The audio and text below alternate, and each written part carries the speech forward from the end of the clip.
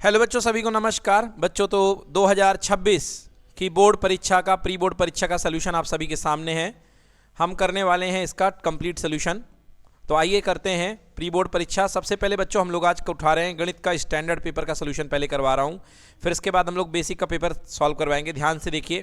पहला सवाल, यदि द्विघात समीकरण के बहुपद के शून्यक -3 और 4 हो तो द्विघात बहुपद होगा। आप जानते हैं समीकरण x² minus alpha plus beta, तो -3 धन 4 into x plus alpha into beta -3 गुणे 4 बराबर 0। हालांकि बहुपद है तो यहाँ पे px चलेगा। तो देखिए आंसर क्या आया, x² माइनस का x और 3 गुणे 4 माइनस का 12। करेक्ट आंसर होगा इसका A। ठीक है, तो A उत्तर है इसका पहले का आंसर, 1 मार्क्स।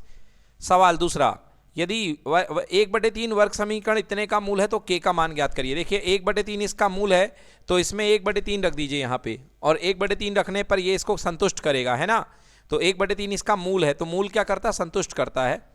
तो 1/3 का स्क्वायर प्लस k गुणे 1/3 माइनस 5/3 बराबर कितना, 0। तो k/3 हो गया, और 1/3 का स्क्वायर 1/9 माइनस 5/3 बराबर कितना हो गया, 0। तो k/3, या आप चाहो तो पूरे का एलसीएम भी ले सकते हो, तो एलसीएम लेना बेटर रहेगा, कैसे भी कर लो कोई दिक्कत नहीं है। तो 3 और 9 का एलसीएम आएगा 9, 3 तियाँ 3k प्लस का 1 और 3 पचे 15 बराबर कितना हो गया, 0।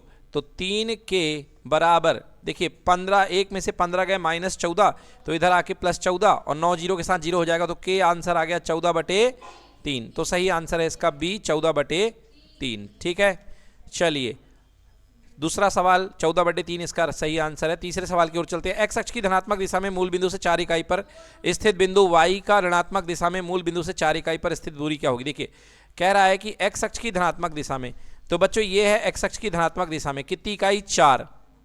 हाँ, तो पहले बिंदु आप 4 इकाई तक चले तो ये बिंदु हो गया 4,0 की y अक्ष की ऋणात्मक दिशा में, मतलब नीचे की ओर अपने पास में 4,4, तो x में भी 4 और y में भैया -4, क्योंकि y में आप नीचे जा रहे हो तो ये -4 हो जाएगा। अब कह रहा है कि आप इसकी मूल बिंदु से दूरी निकालिए, मूल बिंदु से दूरी निकालिए।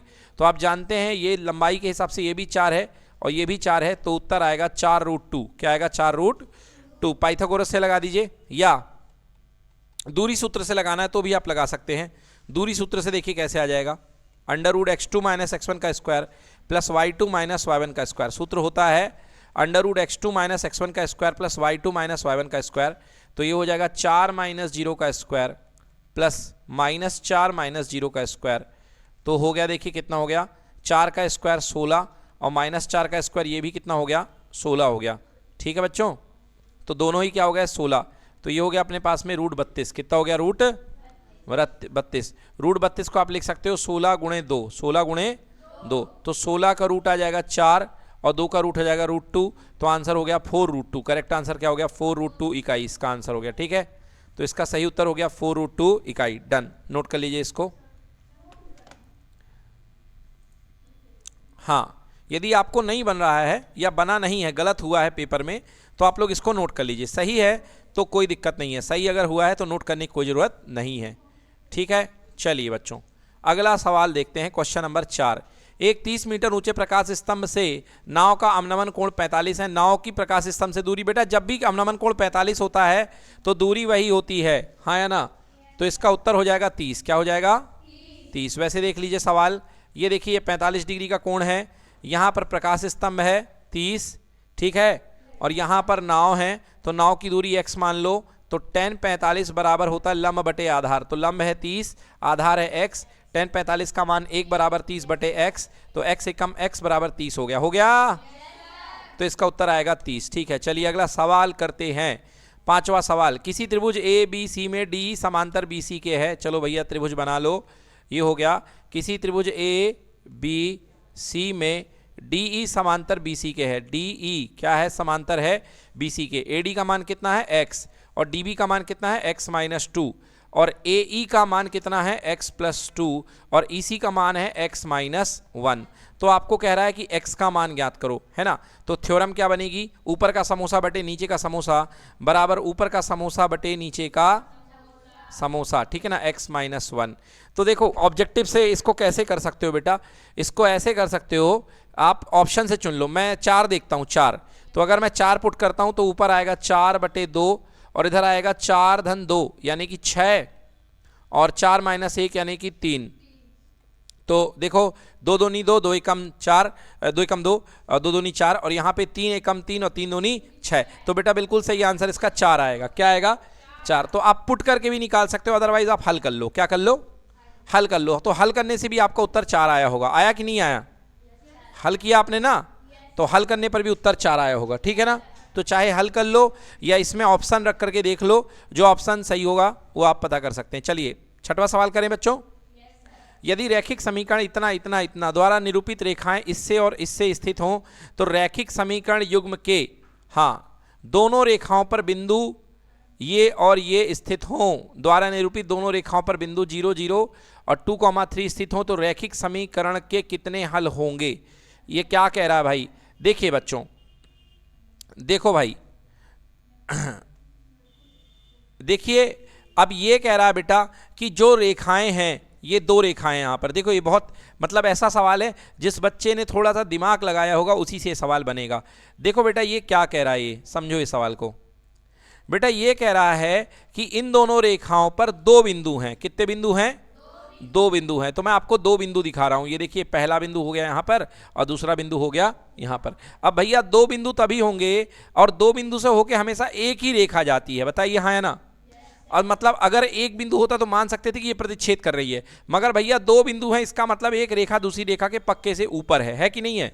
अब जब एक रेखा दूसरी के पक्के से ऊपर होती तो आंसर कितना होगा? अनंत हल। क्या होगा इसका? अनंत हल। तो करेक्ट इसका आंसर होगा इसके अनंत हल होंगे, ठीक है ना, इसके अनंत हल होंगे, ठीक है।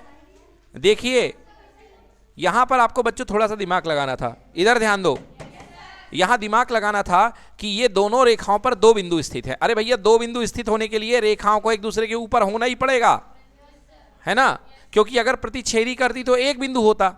अगर 2 बिंदु आ रहे हैं कम से कम, इसका मतलब दोनों रेखाएं एक दूसरे के ऊपर ही हैं, मतलब इसके अनंत हल होंगे। क्या होंगे? अनंत हल। चलिए तो इसका आंसर हो गया सी। पहला सवाल हो चुका है। हाँ, अब देखिए, कॉल फ्रेडरिक गॉस को प्रायः गणितज्ञों का क्या कहा जाता है? राजकुमार। गणित के राजकुमार होते हैं, गणित के प्रिंस या गणित के राजकुमार, तो ये होते हैं। अगला, किसी बिंदु की y अक्ष से दूरी उस बिंदु का क्या कहलाती है? भैया अगर y अक्ष से दूरी निकालोगे तो x कहलाता है और x को बोलते हैं भुज। क्या बोलते हैं? भुज। तो यहां पर आएगा भुज। क्या कहलाएगा? भुज। नहीं, x अक्ष नहीं आएगा बच्चों। यहां पे अगर आप भुज ना लिखते तो आपको लिखना था x निर्देशांक। क्या लिखना था? हाँ, तो x निर्देशांक चलेगा या भुज चलेगा। यहां पर y अक्ष से दूरी उस बिंदु का भुज कहलाती है। समझ में आ गया? हाँ, x अक्ष नहीं चलेगा बेटा, x अक्ष दूरी थोड़ा ना होती है, ठीक है। चलिए, अगर इतना बराबर 0 हो तो दोनों मूल क्या होते हैं? समान। क्या होते हैं? समान चलेगा, बराबर चलेगा, दोनों चलेगा, समान या बराबर, ठीक है ना। चलिए, मूल समान है या बराबर है। यदि किसी रेखा एक त्रिभुज की 2 भुजाओं को एक अनुपात में विभाजित करे तो वह तीसरी भुजा के समांतर क्या होती है? समांतर। हाँ, क्योंकि अगर कोई रेखा तीसरी भुजा को 2 अन्य भुजाओं को समान अनुपात में तोड़ती है तो ये जो होती है भुजा, ये जो PQ होती है, ये AB के क्या होती है? समांतर। हमने पढ़ा है थेल्स प्रमेय में। वृत्त के केंद्र से जीवा पर डाला गया लंब जीवा को कक्षा 9 का क्वेश्चन समद्विभाजित करता है। क्या करता है?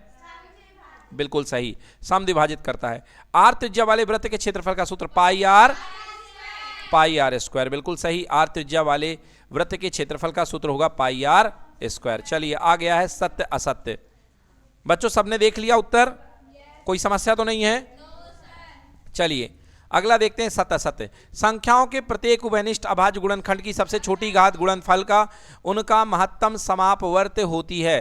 सबसे छोटी घात का गुणनफल संख्याओं के प्रत्येक उभयनिष्ठ अभाज्य गुणनखंड की सबसे छोटी घात का गुणनफल, उभयनिष्ठ सबसे छोटी घात का गुणनफल महत्तम समापवर्त होती है। बिल्कुल सत्य है। क्या है ये? सत्य है, ठीक है। यस, स्पर्श बिंदु से होकर जाने वाली रेखा स्पर्श रेखा पर लंब होती है। स्पर्श बिंदु से होकर जाने वाली रेखा, स्पर्श रेखा, एक मिनट, स्पर्श बिंदु से होकर जाने वाली त्रिज्या, हाँ, स्पर्श रेखा पर लंब होती। सत्य है भैया, बिल्कुल सत्य है, क्योंकि स्पर्श बिंदु ये है, इससे जाने वाली त्रिज्या हमेशा स्पर्श रेखा पर क्या होती है, लंब होती है। क्लियर कि नॉट क्लियर? चलिए अगला क्या कह रहा है, संगत चाप की लंबाई, बिल्कुल सही है, क्या है ये, सत्य है, ये भी सत्य हुआ, हुआ कि नहीं हुआ? हाँ, अर्धगोले का संपूर्ण से, बिल्कुल सही है, 3 पाई आर स्क्वायर, तो ये भी क्या हुआ, सत्य हुआ। अर्धगोले का संपूर्ण पृष्ठीय क्षेत्रफल क्या होता है, 3 पाई आर स्क्वायर। पढ़ाया कि नहीं पढ़ाया गया? शंकु के आधार की त्रिज्या आर है, ऊंचाई अच्छा, तो त्रिज्या को ऊंचाई, बोलो कहीं सत्य है कि असत्य है? असत्य है, क्योंकि यहाँ पे माइनस नहीं होता है, यहाँ पे प्लस होता है, हाँ या ना? तो ये क्या होगा, असत्य। क्या होगा, असत्य। क्या होता है, एल स्क्वायर बराबर होता है R square plus H square. ठीक है, आपको केवल असत्य, हाँ बेटा बिल्कुल सही, यहाँ पे अगर स्क्वायर नहीं लगा तो एल में रूट हो जाएगा, बिल्कुल सही जानकारी दी आपने, under root R square plus H square. तो फिलहाल यहाँ पे एल स्क्वायर है, यहाँ पे माइनस नहीं होना था, प्लस होना था, फिलहाल ये असत्य है। क्या है ये, असत्य है। अगला क्वेश्चन, बिंदु -6, 4 और 4, 6 का मध्य बिंदु के निर्देशांक, बिल्कुल गलत है, देखिए असत्य है। क्या है ये, असत्य। अगर आप मध्य बिंदु निकालेंगे तो इसका और इसका आधा, मतलब -6 धन 4 बटे 2, तो 6 में से 4 गए, हो गया माइनस का 2 और बटे 2, तो कितना आता, -1, कितना आता, -1। और अगला आता 4 धन 6 बटे 2, अर्थात 10 बटे 2, यानी क्या आता 5। तो मध्य बिंदु के निर्देशांक आ रहे हैं -1,5, -1,5, तो ये बिल्कुल असत्य है बच्चों। ठीक है, कोई समस्या इसमें? क्लियर है एकदम? आगे बढ़ें। चलिए अगला, सही जोड़ी बनाइए। समांतर श्रेणी का व्यापक पद यानी अनवा पद होता है a + n-1 इंटू डी। एक मिनट, अच्छा पद नहीं पूछा हमसे, समांतर श्रेणी पूछी, हाँ या ना? तो व्यापक समांतर श्रेणी होगी पहले का b, पहले का क्या होगा, b होगा, और nवा पद, हाँ, sec theta into cos theta कितना होता है, 1, तो दूसरे का होगा f, दूसरे का f, तीसरे का कॉट थीटा बराबर होता है कितना, under root cosec square theta minus a, बिल्कुल सही। nवा पद क्या होता है, n + 1 इंटू डी। चौथे का क्या होगा, e, चौथे का क्या होगा, e, n पदों का योग, ये लिखा है कि नहीं लिखा? पांचवे का होगा d, पांचवे का होगा d। छठवे का 1/sin थीटा क्या होता है, cosec theta, 1/sin theta cosec theta. समझ में आया? तो छठवे का होगा c, छठवे का होगा c। पूरे सही किया आप लोगों ने, मिलान करिए। बच्चों देखिए अगला सवाल है, एक शब्द में उत्तर। वर्गीकृत आंतरों के बहुलक ज्ञात करने का सूत्र ज्ञात करिए। L प्लस क्या होता है, upon 2f1 minus f0 minus का इंटू कितना h। यस बिल्कुल सही, ये फॉर्मूला लिखना था। अगर होने की प्रायिकता 0.05 है तो क्या होगी, 0.95। नहीं होने की प्रायिकता, हाँ या ना? एक वृत्त में कितनी स्पर्श रेखा हो सकती हैं, अनंत। वृत्त में कितनी होगी, अनंत। त्रिज्या खंड का क्षेत्रफल pi r square into theta upon 360। किसी निश्चित घटना की प्रायिकता कितनी होती है, 1। बेलन का आयतन का सूत्र क्या होता है, बिल्कुल सही।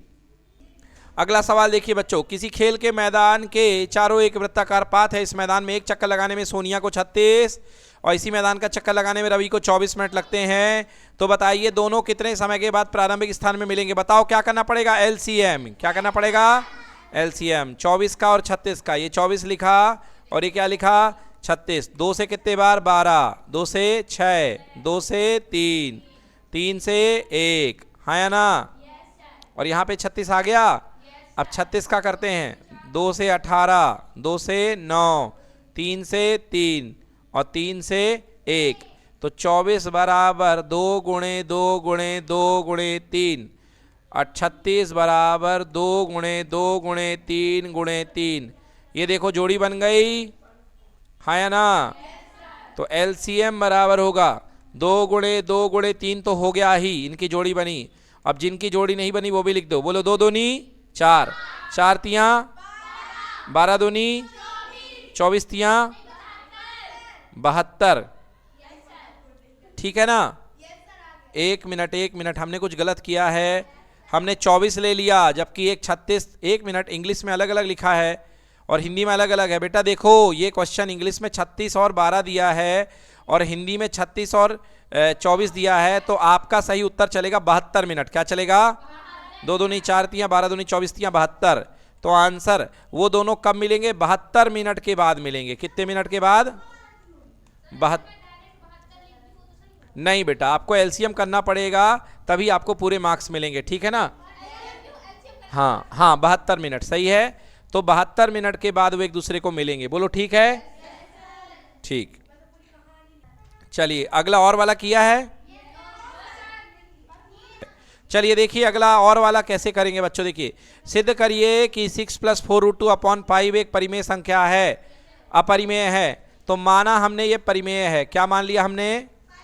परिमेय है। हाँ तो बेटा परिमेय है तो P/Q के रूप में मान लिया। लिखेंगे माना दी गई संख्या परिमेय है। देखो बच्चों, आप लोगों ने ऊपर वाला क्यों नीचे वाला क्यों, कोई करे हो कोई ठीक है, बट मैं दोनों करा रहा हूं तो आप अच्छे से देखो, है ना? क्योंकि जरूरी नहीं कि परीक्षा में आपको यही वाला और वाला जो आपका आया वही आए। मान लो आपको ये आ गया, ये आपसे बन रहा है, दूसरा नहीं बन रहा है, तो इसलिए ध्यान दो। हैं ये देखो, माना ये परिमेय है। चलो देखो बेटा, तो जहां P और Q क्या होते हैं? पूर्णांक होते हैं। जहां P तथा Q क्या होते हैं? पूर्णांक होते हैं, ठीक है। अब कैसे सॉल्व करते हैं इसको, आइए देखते हैं। गुणा कर दो बच्चों, यहां पे 6Q + 4√5Q = 2P। बोलो होगा कि नहीं होगा? 4√5 को अलग कर लो, 4√5Q = 2P - 6Q, ठीक है। और यहां पे देखो √5 को अलग कर लो, √5 = 2P - 6Q और नीचे चला जाएगा 4Q। बोलो हाँ या ना? अब देखो बेटा, ये पूरा का पूरा पूर्णांक गुणे पूर्णांक पूर्णांक, पूर्णांक गुणे पूर्णांक पूर्णांक, पूर्णांक गुणे पूर्णांक पूर्णांक, मतलब ये जो संख्या आपको दिख रही है दायां पक्ष, ये पूर्णांक बटे पूर्णांक है। कहो हाँ या ना? और पूर्णांक बटे पूर्णांक है, मतलब पूर्णांक बटे पूर्णांक का मतलब है दायां पक्ष परिमेय है। दायां पक्ष क्या है? परिमेय। मगर √5 क्या होता है? अपरिमेय। √5 क्या होता है? और क्या अपरिमेय कभी परिमेय के बराबर हो सकता है? तो लिखेंगे जो कि असत्य है, जो कि असत्य है। और फिर वही रटी रटाई लाइन है ना, यह विरोधाभास की स्थिति है, इसलिए यहां पर 6, हाँ यह विरोधाभास की स्थिति हमारे गलत मानने के कारण उत्पन्न हुई है। अतः हम लिखते हैं 6 + 4√5 क्या है? अपरिमेय, ठीक है। नोट करिए, आगे चलते हैं बच्चों, देखते हैं क्वेश्चन नंबर 7वां क्वेश्चन। HCF दिया है 9, एलसीएम दिया है इतना, बताइए। HCF 9 दिया है, एलसीएम ज्ञात कीजिए। अच्छा एलसीएम ज्ञात करना, बच्चों आप जानते हैं परिभाषा होती है एलसीएम गुणे HCF = संख्याओं का गुणनफल, हाँ या ना? तो संख्या है 306 और 657, है कि नहीं है? और एलसीएम आप मान लो x, क्या मान लो? LCM x। और HCF कितना दिया है? 9। कितना दिया है? 9। तो क्या आएगा उत्तर? देखिए x बराबर आ जाएगा 306 गुणे 657 बटे कितना? 9। 9 से काट दो, 9 तिया 27 और 9 चौके 36, 34 गुणे 657। बताओ उत्तर कितना आया? चलिए चेक कर लेते हैं। 34 में 34 गुणे 957 देख रहे हैं, तो 34 गुणे 957, क्या 3 2 5 3 8 आया है? अच्छा 657 करना है। 34 गुणे 657, उत्तर देखिए 2 2 3 3 8 आया है, बिल्कुल सही। तो उत्तर है इसका 2 2 3 3 8, 22,338 सही उत्तर है इसका, ठीक है। चलिए अगला सवाल, अगला अथवा वाला देखिए बच्चों। संख्याओं 4 की घात n पर विचार करिए। संख्याओं 4 की घात n, बेटा देखो 4 की घात n को क्या लिख सकते हो? 4 की घात n को 2 गुणे 2 की घात n लिख सकते हो। हाँ यहाँ ने 2 की घात n और 2 की घात n। क्या यहाँ पर कोई 5 का पद दिखाई दे रहा कि नहीं दिखाई दे रहा? और जब तक 5 का पद नहीं होगा तब तक कोई शून्य पे समाप्त नहीं हो सकता। तो आपको लिखना पड़ेगा दिए गई संख्या के गुणनफल में 5 का पद उपस्थित नहीं है, अतः यह 0 पर समाप्त नहीं होगा। बोलो समझ में आया? चलिए अगला सवाल बच्चों, बहुत ही सरल सवाल। द्विघात समीकरण x square plus 7x plus 10 के शून्य ज्ञात करना है। तो शून्य ज्ञात करने के लिए पी एक्स बराबर क्या करते हैं 0। तो x square plus 7x plus 10 बराबर कितना हो गया 0। ऐसी दो संख्याएं गुणा करने पर 10 और जोड़ने पर 7 क्या होंगे 5 और 2 क्या 2 और 5। तो एक्स स्क्वायर धन 2x धन 5x धन 10 बराबर कितना 0। x कॉमन ब्रैकेट में क्या x प्लस 2 और 5 कॉमन ब्रैकेट में कितना है x प्लस 2, हाँ या ना। तो बेटा उत्तर आएगा x प्लस 2 और x प्लस 5 बराबर 0, हाँ या ना। तो x बराबर -2 या x बराबर माइनस का 5। तो आपके जो मूल होंगे वो होंगे -2 और माइनस का 5। क्लियर कि नॉट क्लियर। अगला देखिए बेटा, अगला वाला सवाल कह रहा है द्विघात समीकरण इतने के शून्यकों का योग और गुणनफल ज्ञात करिए। शून्यकों का योग होता है बच्चों अल्फा प्लस बीटा, बोलो हाँ या ना। तो अल्फा प्लस बीटा बराबर माइनस का b अपॉन ए, मतलब हो जाएगा 1/3, 1/3, क्योंकि नहीं बेटा माइनस का -1/3 तो प्लस 1/3 हो जाएगा, है ना। माइनस 2 बार लगेगा, माइनस b अपॉन ए होता है, तो b की जगह खुद यहाँ पे -1 बैठा है, हाँ या ना। और अल्फा इंटू बीटा बराबर c अपॉन ए, मतलब -4/3, ठीक है। तो ये हो गया इसका उत्तर प्लस 1/3 अल्फा प्लस बीटा और मूल्यों का गुणनफल माइनस का 4/3, ठीक है। चलिए अगला सवाल देखिए 6x स्क्वायर -3 और -7x के शून्य ज्ञात करने हैं। तो जरा इसको अच्छे से लिख लो। इसको लिखेंगे हम px बराबर 6x स्क्वायर माइनस का 7x और माइनस का 3। ऐसे नंबर चाहिए गुणा करने पर -18, जोड़ने पर -7। तो इसको क्या करेंगे 6x स्क्वायर माइनस का 9x प्लस का 2x माइनस का कितना 3। यहां से क्या कॉमन 3x, क्या बचेगा 2x माइनस 3, हाँ या ना। और यहां से +1 क्या कॉमन बचेगा 2x माइनस 3। क्लियर कि नॉट क्लियर। हाँ तो ये अपने पास आ गया 3x + 1 और 2x माइनस 3। और शून्यक बनाने के लिए किससे तुलना करेंगे 0 से। तो पहला आंसर आएगा x बराबर -1/3 और दूसरा आंसर आएगा x बराबर 3/2। चेक करिए -1/3 और 3/2। क्लियर। चलिए अगला सवाल देखिए, किसी द्विघात बहुपद को ज्ञात करिए जिनके शून्यकों का योग इतना है और शून्यकों का गुणनफल इतना दिया गया है। मतलब बच्चों ध्यान से, आपको अल्फा प्लस बीटा दिया गया है -1/5 और अल्फा गुणे बीटा दिया गया है 1/5। आप जानते हैं समीकरण होता है px बराबर बोलो k x square minus alpha plus beta और प्लस अल्फा इंटू बीटा, यहाँ पे x भी रहता है, ठीक है।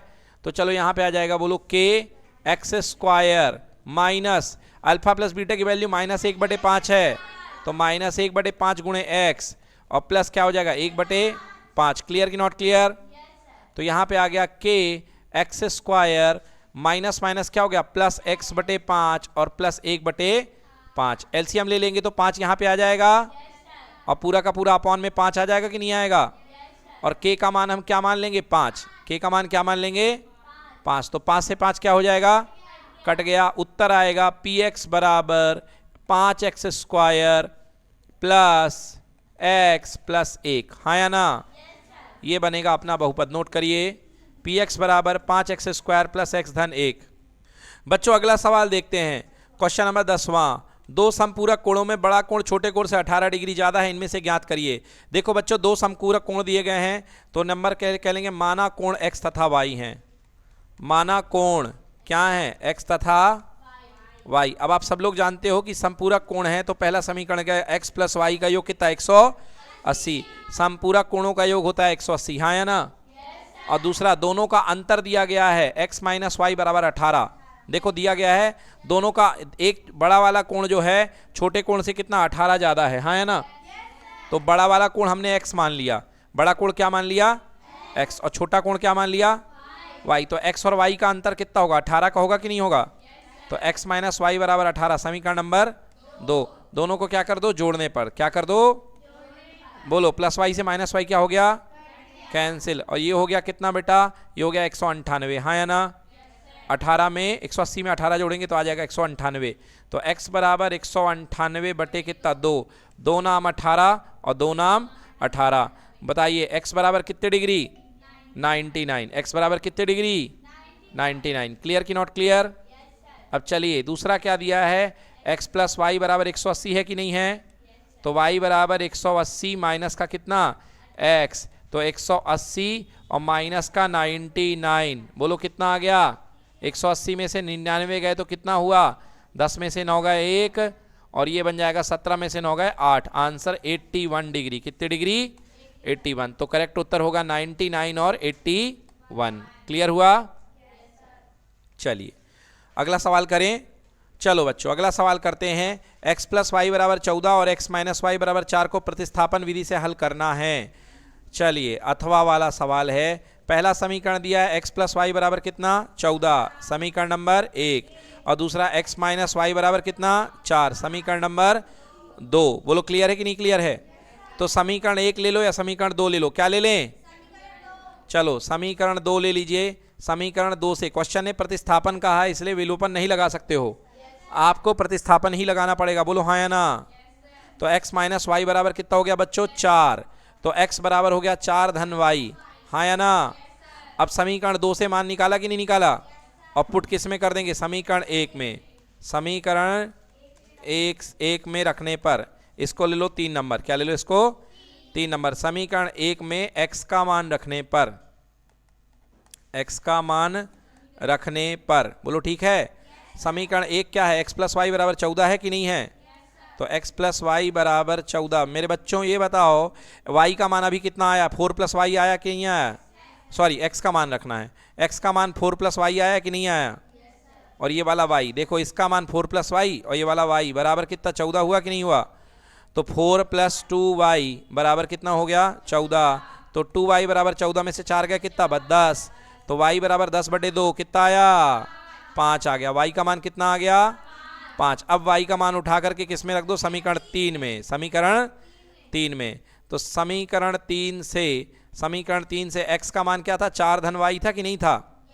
समीकरण 3 से x का मान 4 धन y था, और y का मान अभी भी क्या निकाला? 5। क्या निकाला? 5। तो 4 धन y का मान 5, 4 और 5 कितना हो गया? 9। उत्तर आ गया x बराबर 9 और y बराबर 5। बोलो ठीक है? x बराबर 9 और y बराबर 5। ठीक है, कोई बात नहीं, आप अगर किसी में भी रख देंगे तो आपका उत्तर 9 और 5 ही आएगा, चाहे कहीं भी रख दें। डन। अगला क्वेश्चन देखिए बच्चों, ध्यान से पढ़िए। क्या कह रहा है? संख्याओं 0 और 50 के बीच की विषम संख्याओं का योग ज्ञात करिए। संख्याओं 0 तथा 50 के बीच की विषम संख्याओं का योग। देखिए आपके पास पहला नंबर दिया गया 0, फिर 1, फिर 2, फिर 3, फिर 50। बोलो हाँ या ना? अब बच्चों 0 आपको कंफ्यूज करने के लिए दिया। 0 किसी में जोड़ो या घटाओ, क्या कोई फर्क पड़ता है? नहीं पड़ता है, इसलिए 0 को लोगे या ना लोगे कोई फर्क पड़ने वाला नहीं है। तो मेन हमको लेना है 1 से लेके 50 तक। 1 से लेके, अब 1 से लेके 50 में 2 ग्रुप बनेंगे, 25 सम और 25 विषम। बोलो हाँ या ना? क्योंकि 25 सम संख्या होंगी और 25 क्या होंगी? विषम। तो हमको बोल रहा है कि भैया आपको विषम संख्याओं का योग निकालना है, हाँ या ना? तो इसके बीच में जो 25 विषम हो गई वो हो गई 1 धन कितना? 3 धन कितना? 5, और अंतिम संख्या आएगी 49। बोलो हाँ या ना? हाँ। तो ये टोटल पहले नंबर पे ये बैठा है 1, दूसरे नंबर पे 3 बैठा है, तीसरे पे 5 बैठा है। ये कौन से नंबर पे बैठा है? n बराबर 25 पे। n बराबर 25 पे। अब आपको योग निकालना है। क्या निकालना है? योग। तो आपको पता है बच्चों फॉर्मूला होता है Sn बराबर n/2। जब पहला पद और अंतिम पद पता हो तो a प्लस l लगाओ ना, 2 है ना? अंतिम पद जब पता हो तो a प्लस l लगाओगे कि नहीं लगाओगे? तो ये वाला लगाओ, 2a वाले की जरूरत नहीं है। n मतलब कुल पदों की संख्या, बोलो 25 होगा। 25/2। पहला क्या है और अंतिम क्या है? 49। तो हो गया 25/2 और गुणे कितना? 50। 50 से कितने बार कैंसिल? 25, और 25 गुणे 25 कितना? तो विषम संख्याओं का योग कितना होगा? 625। क्लियर की नॉट क्लियर? नोट कर लो। चलिए अगला सवाल देखिए बच्चों, n के किस मान के लिए समांतर श्रेणियों के nवें पद बराबर होंगे? तो भैया देखो कह रहा कि इसके किस मान के लिए इसका nवां पद और इसका nवां पद बराबर होगा। तो मैंने माना इसका मान है an इस श्रेणी का, और दूसरी श्रेणी का मैंने मान लिया an डैश। क्या मान लिया? an dash. दोनों समझ में आया अंतर, है ना? अब इसका nवां पद देखो क्या होगा? a plus n minus 1 into D. बोलो a कितना है? 63 है कि नहीं है? अरे इसका पहला पद कितना दिख रहा है? 63 दिख रहा है कि नहीं दिख रहा है? तो 63 प्लस n माइनस 1 और इसका d कितना दिख रहा है, देखो 63 65 2 कितना हो गया 2, दिखा कि नहीं दिखा? अरे सर्वांतर d है ना इसका, सर्वांतर 2 है, बराबर a n डैश बराबर देखो भैया इसका पहला पद है 3, पहला पद क्या है 3 plus n minus 1 into D का मान 3 10 कितना हो गया 7, कितना हो गया 7। क्लियर कि नॉट क्लियर? तो 63 प्लस 2n माइनस 2 बराबर 3 प्लस 7n माइनस का 7। क्लियर ना? हाँ चलो इसको हल कर दो। 63 में से 2 गए, कितना हो गया 61 प्लस का 2n बराबर 7n और 3 में से 7 गए माइनस का 4। क्लियर कि नॉट क्लियर? ओके देखो अब 61 प्लस का 4 बराबर 7n माइनस का 2n। ठीक है, 61 माइनस का 4 बराबर 7n माइनस 2n। 61 4 कितना हो गया 65 बराबर 7n में से 2n गया, कितना बन गया 5n। तो n बराबर 65/5, बोलो 13 पना 65, कितना हो गया 13 पना 65, मतलब n बराबर 13, कितना होगा 13। समझ में आया? हाँ मतलब 13वें पद इसके बराबर होंगे। कौन से पद बराबर होंगे? 13वें पद। चलिए 12वें क्वेश्चन के लिए तैयार हो जाइए सभी लोग। देखिए क्वेश्चन नंबर 12 बच्चों, देखिए क्वेश्चन नंबर 12, बातें बंद करिए। x और y में एक संबंध स्थापित करिए ताकि बिंदु x y बिंदु 7,1 और 3,5 से समदूरस्थ है। ठीक है ना? तो चलिए क्वेश्चन नंबर 12वें का पहला पार्ट कैसे करेंगे। देखिए ये आपके पास बिंदु x, y है और इसको मान लीजिए a, ये 7,1 है और दूसरा बिंदु b है जो है 3,5 और ये जो बिंदु है इसको मान लो p, है ना? क्या मान लिया इसको? p। माना p बराबर x, माना p x, y। ठीक है, अब जितना a से दूरी है उतनी किससे दूरी है? b से। तो pa बराबर कितना बच्चों? pb। pa का सूत्र लिखूं, pb का सूत्र लिखूं। देखो बेटा pa क्या होगा? x माइनस 7 का स्क्वायर प्लस y माइनस 1 का स्क्वायर बराबर x माइनस 3 का स्क्वायर धन y माइनस 5 का स्क्वायर। हाँ या ना? दोनों पक्षों का वर्ग करने पर, क्या करने पर? वर्ग करने पर रूट हट जाएगा कि नहीं हटेगा? तो x माइनस 7 का स्क्वायर y माइनस 1 का स्क्वायर बराबर x माइनस 3 का स्क्वायर प्लस y माइनस 5 का स्क्वायर होगा।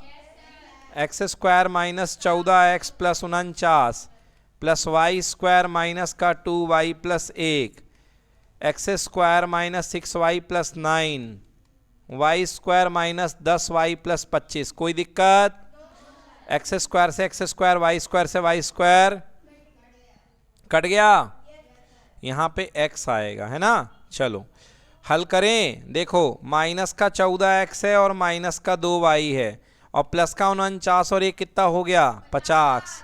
यहाँ पे माइनस का 6x और माइनस का 10y और 25 और 9 कितना हो गया 34। ठीक है, चलो माइनस का 6x है, यहाँ ले जाओ, प्लस का 14x माइनस का 10y यहाँ ले गए, प्लस का 2y और 50 माइनस 34 16 बराबर 8x माइनस 2y। उत्तर चेक करो, 8x माइनस 2y बराबर 16 आ रहा है, यही उत्तर है। 2 कॉमन ले लो, 4x माइनस y बराबर 16, 2 अट्ठे कितना हो गया 16। उत्तर होगा 4x माइनस y बराबर 8 या कुछ भी नहीं, x माइनस वाई बराबर लिखने की जरूरत नहीं है। 4x माइनस वाई माइनस 8 बराबर 0। ये देखिए, नोट करिए। चलिए अब अथवा वाला पार्ट देखते हैं बच्चों 12वें का। क्या कह रहा है? वह अनुपात विभाजित करिए जिसमें a इतना b इतना को मिलाने वाला रेखाखंड x अक्ष से विभाजित होता है। ठीक है, देखिए ये अपने पास में x अक्ष जा रहा है, ये कौन सा अक्ष है? x अक्ष। और ये दो रेखाओं को विभाजित कर रहा है, दो बिंदु को मिलाने वाली रेखा को। पहला बिंदु है a 1, -5, दूसरा बिंदु है b क्या है -4,5, ठीक है।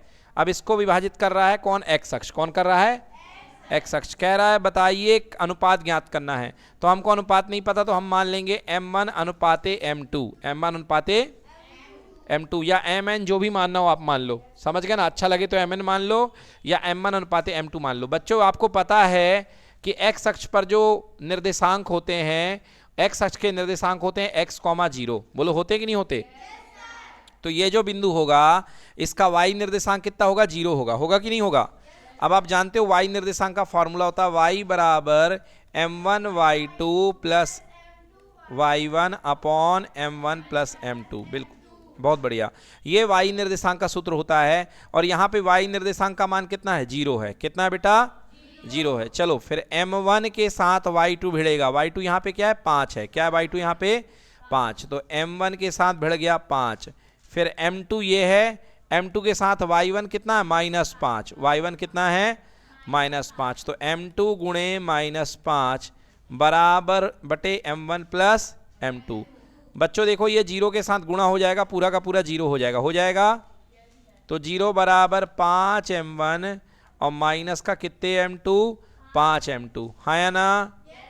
इसको पलट करके लिखो 5m1 माइनस 5m2 बराबर 0।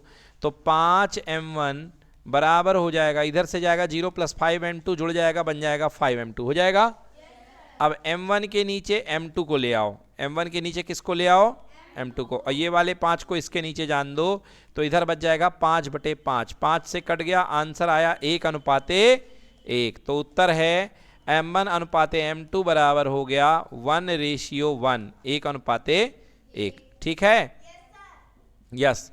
तो किस अनुपात में विभाजित करेगा, 1 अनुपाते 1 अनुपात में विभाजित करेगा। नोट करिए बच्चों। अगला क्वेश्चन बढ़ते हैं, क्वेश्चन नंबर 13 की तरफ बढ़ते हैं। क्वेश्चन क्या कह रहा है, 15 cot a बराबर 8 है तो cos a का मान ज्ञात करो। देखो बहुत अच्छा सवाल एनसीईआरटी का। देखिए यहाँ पे cot a को लिख सकते हो 8/15। हाँ या ना, 8। और आप जानते हो cot होता है आधार बटे लंब। क्या होता है, आधार बटे, हाँ। तो ये आधार बन गया और ये क्या बन गया, लंब बन गया। तो त्रिभुज बनाइए, ये ले लीजिए कोण A। कोण A के लिए लंब कितना दिया है, 15। ये हो गया 15, ये कितना हो गया 8। ये नहीं पता है तो इसको क्या मान लिया आपने, x। तो अब चलिए पाइथागोरस थ्योरम लगाएंगे। तो x का स्क्वायर बराबर 15 का स्क्वायर धन 8 का स्क्वायर। हाँ या ना। तो x का स्क्वायर, 15 का स्क्वायर 225 और 8 का कितना 64। तो कितना हो गया, x स्क्वायर बराबर 289। तो x बराबर 289 का रूट आएगा और 289 का रूट कितना होता है, 17। तो x का मान आ गया 17। क्या आ गया, x का मान 17। अब हमको चाहिए cos a। क्या चाहिए है, सब लोग जानते हो cos बराबर होता है आधार बटे कर्ण। आधार कितना है 8 और कर्ण कितना आया, तो सही उत्तर आएगा 8/17। नोट करें, 2 में से 2 नंबर मिलेंगे जिनके सही हैं, 8/17। डन। चलिए अगले सवाल की ओर बढ़ते हैं। देखिए क्या कह रहा है, मान ज्ञात करिए cos 45 sec 30 प्लस cosec 30 का मान ज्ञात करना है। तो 17वां सवाल कर रहे हैं, 17 नहीं है 13वां सवाल का अथवा वाला सवाल है। आपके पास दिया गया क्वेश्चन cos 45 है ऊपर और नीचे आपको दिया गया है sec का 30 और प्लस cosec का 30। बच्चों देखिए ध्यान से, 30 डिग्री। cos 45 का मान होता है 1/√2। हाँ या ना। और sec 30 का मान मतलब cos 30 का उल्टा 2/√3 और cosec 30 का मान हो जाएगा 2। क्या हो जाएगा, 2, क्योंकि cosec 30 यानी sin 30 का उल्टा। sin 30 होता है 1/2 तो cosec 30 हो जाएगा 2 अपॉन में 1 कर लो। कर लिया। अब बच्चों आपको क्या करना है, एलसीएम करना है। तो ऊपर 1/√2 तुम बने रहो, कोई दिक्कत नहीं है। देखिए नीचे एलसीएम कितना आएगा, √3। कितना आएगा, √3। अब √3 का मल्टी, √3 में √3 का भाग दे दिया, 1 आ गया। 1 में 2 का गुणा 2 आ गया। √3 में 1 का भाग दिया, यहाँ पर आ गया 2√3। बोलो ठीक है, 1/√2। ठीक है, 1/√2 हो गया। जो सबसे नीचे था वो कहाँ चला जाएगा, सबसे ऊपर। और नीचे यहाँ पर ब्रैकेट के अंदर 2 + 2√3। हाँ या ना। तो उत्तर हमारे पास आ चुका है √3 बन जा √3, ऊपर आ जाएगा √3 बन जा √3। √3 एकम √3 हो गया। अब यहाँ पर √2 का मल्टीप्लाई करेंगे तो 2√2। देखो 2 के साथ √2 मल्टीप्लाई हुआ 2√2 और प्लस 2 दो तियाँ कितना हो गया 6, दो तियाँ 6, तो उत्तर लिख दीजिए इतना 3, 2 ले लो कॉमन, √2 प्लस √6। बस यही आपका आंसर है। जो लोग यहाँ तक करके आए हैं उनको भी फुल मार्क्स मिलेगा, जो यहाँ तक छोड़ के आए हैं उनको भी पूरे पूरे मार्क्स मिलेंगे। ठीक है, तो चलिए बच्चों अब चलते हैं सवाल नंबर 14 का पहला पार्ट। यदि एक बिंदु P से O केंद्र वाली किसी वृत्त पर P और PB दो स्पर्श रेखाएं खींची जाती हैं जो परस्पर 80 अंश पे झुकी हुई हैं, तो कोण POA का मान ज्ञात करिए। बहुत सरल सवाल बच्चों, देखिए ये देखिए यहाँ पर बिंदु P है और यहाँ से दो स्पर्श रेखाएं जा रही हैं, एक का नाम है PA और एक का नाम है PB, और दोनों कितने कोण पे झुकी हुई हैं, एक 80 पर। कितने पर झुकी हुई हैं, 80 पर। और इसका केंद्र क्या है, O। क्या है केंद्र, O। आपसे मांगा गया है कि बताइए कि कोण POA क्या होगा। मतलब आपसे यहाँ पर ये वाला कोण मांगा गया है, कोण POA क्या होगा। बच्चों आप लोग जानते हो, बताओ ये कितने अंश का होता है, 90 अंश का होता है, ठीक है ना। और आपको पता है कि ये जो होती है केंद्र से मिलाने वाली रेखा, ये समद्विभाजित करती है, तो 80 को बराबर बराबर भाग में काट दोगे तो ये कितना हो जाएगा 40। कितना हो जाएगा 40। अब ये त्रिभुज बन गया कि नहीं बन गया। अब लगा देंगे त्रिभुज POA में, समकोण त्रिभुज PAO, क्योंकि A पर समकोण है। समकोण त्रिभुज PAO में देखिए कोण A प्लस कोण APO प्लस कोण POA, तीनों कोणों का योग कितने डिग्री, 180। अब कोण A का मान कितने डिग्री है, 90। कोण APO ये वाला कोण कितने हो गया, 40। कितना हो गया 40। और POA ये वाला हमको निकालना है, निकालना है कि नहीं निकालना। POA बराबर कितना हो गया 180, 90 40 कितना हो गया 130। कितना हो गया 130। तो POA बराबर 180 माइनस 130, उत्तर आएगा 50 अंश। कितने डिग्री, 50। तो ये उत्तर आ गया 50 डिग्री। ठीक है, अब देखते हैं 14वें सवाल का दूसरा भाग। दूसरा भाग ये है, दो संकेंद्री वृत्तों की त्रिज्या 5 और 3 सेंटीमीटर है। उस बड़े वृत्त की उस जीवा की लंबाई ज्ञात करिए जो छोटे की स्पर्श रेखा हो। बहुत बढ़िया, देखना कहीं उत्तर 8 तो नहीं आ रहा। हाँ, तो मुझे याद सा हो गया ये सवाल। चलिए देखिए, ये एक वृत्त है, ये बड़ा वृत्त है, और बड़े वृत्त की जीवा छोटे को स्पर्श करती है, हाँ या ना। अब जो बड़े वाली की त्रिज्या दी है मेरे ख्याल से कितनी दी है, 5 है। छोटे वाली की त्रिज्या 3 है और बड़े वाली की त्रिज्या कितनी है, 5 है। बोलो हाँ या ना। तो ये छोटे वाले की त्रिज्या 3 हो गई, इसको OA ले लो और इसको ये B ले लो, और आपको ये चाहिए है BC चाहिए है। क्या चाहिए है, BC। चलिए, ये नहीं पता है AB को X मान लो। क्या मान लो, AB को X। आपको पता है कि ये कोण समकोण होता है, तो पाइथागोरस थ्योरम लगा दो। पाइथागोरस प्रमेय से, है ना, कौन सा त्रिभुज, समकोण त्रिभुज OAB में, समकोण त्रिभुज OAB में OB का स्क्वायर बराबर OA का स्क्वायर प्लस AB का स्क्वायर। बच्चों ध्यान से, OB का स्क्वायर यानी 5 का स्क्वायर बराबर 3 का स्क्वायर धन AB का स्क्वायर। तो 5 का स्क्वायर 25 और यहाँ से 9 आ जाएगा, तो बराबर क्या बचेगा, AB का स्क्वायर। तो AB का स्क्वायर बराबर कितना बचा, 16, अर्थात AB बराबर कितना, 4 सेंटीमीटर। हाँ, √16 यानी कितने सेंटीमीटर, 4। अब आपको पता है कि जो BC है वो AB का जस्ट डबल है, हाँ या ना। BC जो है पूरी लंबाई, वो AB की क्या है, जस्ट डबल। अगर यहाँ X है तो यही भी क्या होगा, X होगा। बोले तो 2X, बोले तो 2X। तो 2 गुणे X कितना आया है, 4 आया कि नहीं आया। तो 4 दूनी कितने सेंटीमीटर, 8 सेंटीमीटर। नोट कर लें, सही उत्तर 8 सेंटीमीटर। चलिए अगला सवाल करते हैं, 15वां नंबर क्वेश्चन। एक घड़ी की 1 मिनट की सुई जिसकी लंबाई 14 सेंटीमीटर है, सुई द्वारा 5 मिनट में रचित क्षेत्रफल ज्ञात कीजिए। ओके, आपको यहाँ पर निकालना है त्रिज्या खंड का क्षेत्रफल, जिसकी त्रिज्या दी गई है 14 सेंटीमीटर। चलिए देखते हैं 15वें सवाल का पहला नंबर सवाल। देखो बेटा ध्यान से, ये अपनी घड़ी है। अब कह रहा है 5 मिनट में कितना क्षेत्रफल होगा। बच्चों आप लोग जानते हैं जो मिनट की घड़ी होती है, मिनट की घड़ी 15 मिनट में, देखो यहाँ पे होता है 1, यहाँ पे होता है 2 और यहाँ पे कितना होता है 3, हाँ या ना। तो मिनट की घड़ी जो होती है 15 मिनट में 90 डिग्री का कोण बनाती कि नहीं बनाती। मतलब जो मिनट की घड़ी होती है वो 15 मिनट में कितने डिग्री बनाती है, 90 डिग्री। तो 1 मिनट में बनाएगी 90/15, 90/15 यानी कि 6 डिग्री। 1 मिनट में कितने डिग्री, 6 डिग्री। तो क्वेश्चन हमारा 5 मिनट का है। कितने डिग्री, कितने मिनट का, 5। तो 6 पंचे 30 हो जाएगा, मतलब 5 मिनट में कितने डिग्री, 30 डिग्री। 6 गुणे 5, हाँ या ना, 6 डिग्री गुणे 5 बराबर कितने डिग्री, 30। और वैसे भी देख लो आप लोग, 90 को 3 हिस्सा करोगे तो 30 30 30 का ही तो आएगा। 30 से कम 30, 30 दूनी 60 और 30 30 90, मतलब 5 मिनट में कितने डिग्री का कोण बनता है, 30 डिग्री का। समझ में आ गया। तो कह रहा है कि घड़ी के द्वारा 5 मिनट में निकाला गया क्षेत्रफल ज्ञात करो। चलो तो देखो ये हमको निकालना है कि 5 मिनट में मिनट का जो कांटा है, जैसे मान लो अगर 2 से लेके 3 पे आ गया तो कितना क्षेत्रफल बनाएगा। तो आप जानते हो त्रिज्या खंड का क्षेत्रफल, त्रिज्या खंड का क्षेत्रफल क्या होता है, पाई आर स्क्वायर गुणे थीटा बटे 360, हाँ या ना।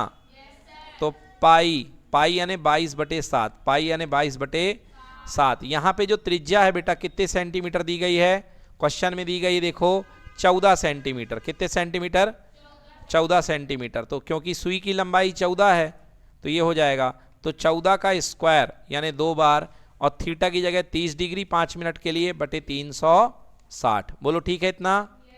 तो 22/7, 14 2 बार, 14 गुणे 14 और 30/60, 30 0 से 0 कैंसिल, 3 एकम 3 और 12 3 36, मतलब आ गया 1/12। बोलो हाँ या ना, हाँ या ना। बोलो 7 से कितने बार, 2 बार, 2 सत्ते 14, 2 छिक्के 12 और 2 सत्ते 14, और 2 से कितने बार, 3 बार, कितने बार, 3 बार। तो ऊपर आ गया 22 गुणे 7 और नीचे क्या आ गया, 3। 22 गुणे 7 154/3 सेंटीमीटर स्क्वायर। नोट कर लीजिए, 2 नंबर। चलिए अगला सवाल देखते हैं, अथवा वाला सवाल। एक वृत्त के चतुर्थांश का क्षेत्रफल ज्ञात करिए जिसकी परिधि 22 सेंटीमीटर है। बच्चों देखो एक वृत्त है आपके पास, इसकी त्रिज्या आपको पता नहीं, त्रिज्या आर मान लो। क्या मान ली, इसकी त्रिज्या आर। देखो बच्चों एक आपके पास में वृत्त है, इसकी त्रिज्या आपको पता नहीं है, आपने इसकी त्रिज्या आर मान ली। बोलो ठीक है। आपको इसके चतुर्थांश, चतुर्थांश मतलब बेटा ये होता है 1/4 वृत्त, इसका क्षेत्रफल ज्ञात करना है। बोलो क्लियर कि नॉट क्लियर। हाँ अब कह रहा है कि भैया आपके पास जो इसकी परिधि है, क्या है, इसकी परिधि दी गई है, इसकी आपको जो परिधि दी गई है वो दी गई है 22 सेंटीमीटर। कितने सेंटीमीटर, सब लोग जानते हो वृत्त की परिधि क्या होती है, 2πr। 2πr बराबर दिया है 22, हाँ या ना। 2πr बराबर कितना दिया है, 22। तो r बराबर हो जाएगा, r बराबर हो जाएगा 22/2 पाई, 22/2 पाई, हाँ या ना। हल कर लो तो देखो यहाँ पे बोलो 22/2 और पाई की जगह हो गया 22/7, 22/7। तो 22 नीचे और 7 ऊपर, 22 से 22 कैंसिल, यानी त्रिज्या हो गई 7/2 सेंटीमीटर, 7/2 सेंटीमीटर। क्लियर। अब आपको चाहिए इसके किसका क्षेत्रफल, चतुर्थांश का, है ना। तो चतुर्थांश का क्षेत्रफल, चतुर्थांश का क्षेत्रफल, चतुर्थांश का मतलब पूरे वृत्त का 1/4, और वृत्त का क्षेत्रफल क्या होता है, पाई आर का 1/4, हाँ है ना। तो 1/4 पाई की जगह रखेंगे 22/7 गुणे आर का स्क्वायर। आर कितना आया, 7/2 आया है, तो 7/2 का स्क्वायर। क्लियर कि नॉट क्लियर, हाँ या ना। तो 1/4 22/7, 7/2 को खोल दो एक बार, खोल दो दूसरी बार। चलिए 7 से 7 क्या हो गया, कट गया, है ना। अब इसके बाद अपने पास में 2 से कितने बार, 11, 2 से कितने बार, 11। ऊपर 11 सते कितना हो गया, 77, और नीचे 4 दूनी कितना, 8 सेंटीमीटर स्क्वायर। नोट करिए बच्चों। 16वां देखते हैं, बढ़िया सवाल। एक बक्से में 3 नीली 2 सफेद लाल कंचे हैं, मतलब टोटल NS बराबर 4 2 6 3 9। इस बक्से में से एक कंचा या यदृच्छा निकाला जाता, क्या प्रयोगता है। नंबर 1 कंचा सफेद है, प्रोबेबिलिटी वाइट, प्रोबेबिलिटी वाइट, मतलब n वाइट बटे n सारे। हाँ बोलो वाइट कंचे कितने हैं, 2 और बटे कितना, 9। तो पहला आंसर हो गया 2/9। क्लियर कि नॉट क्लियर।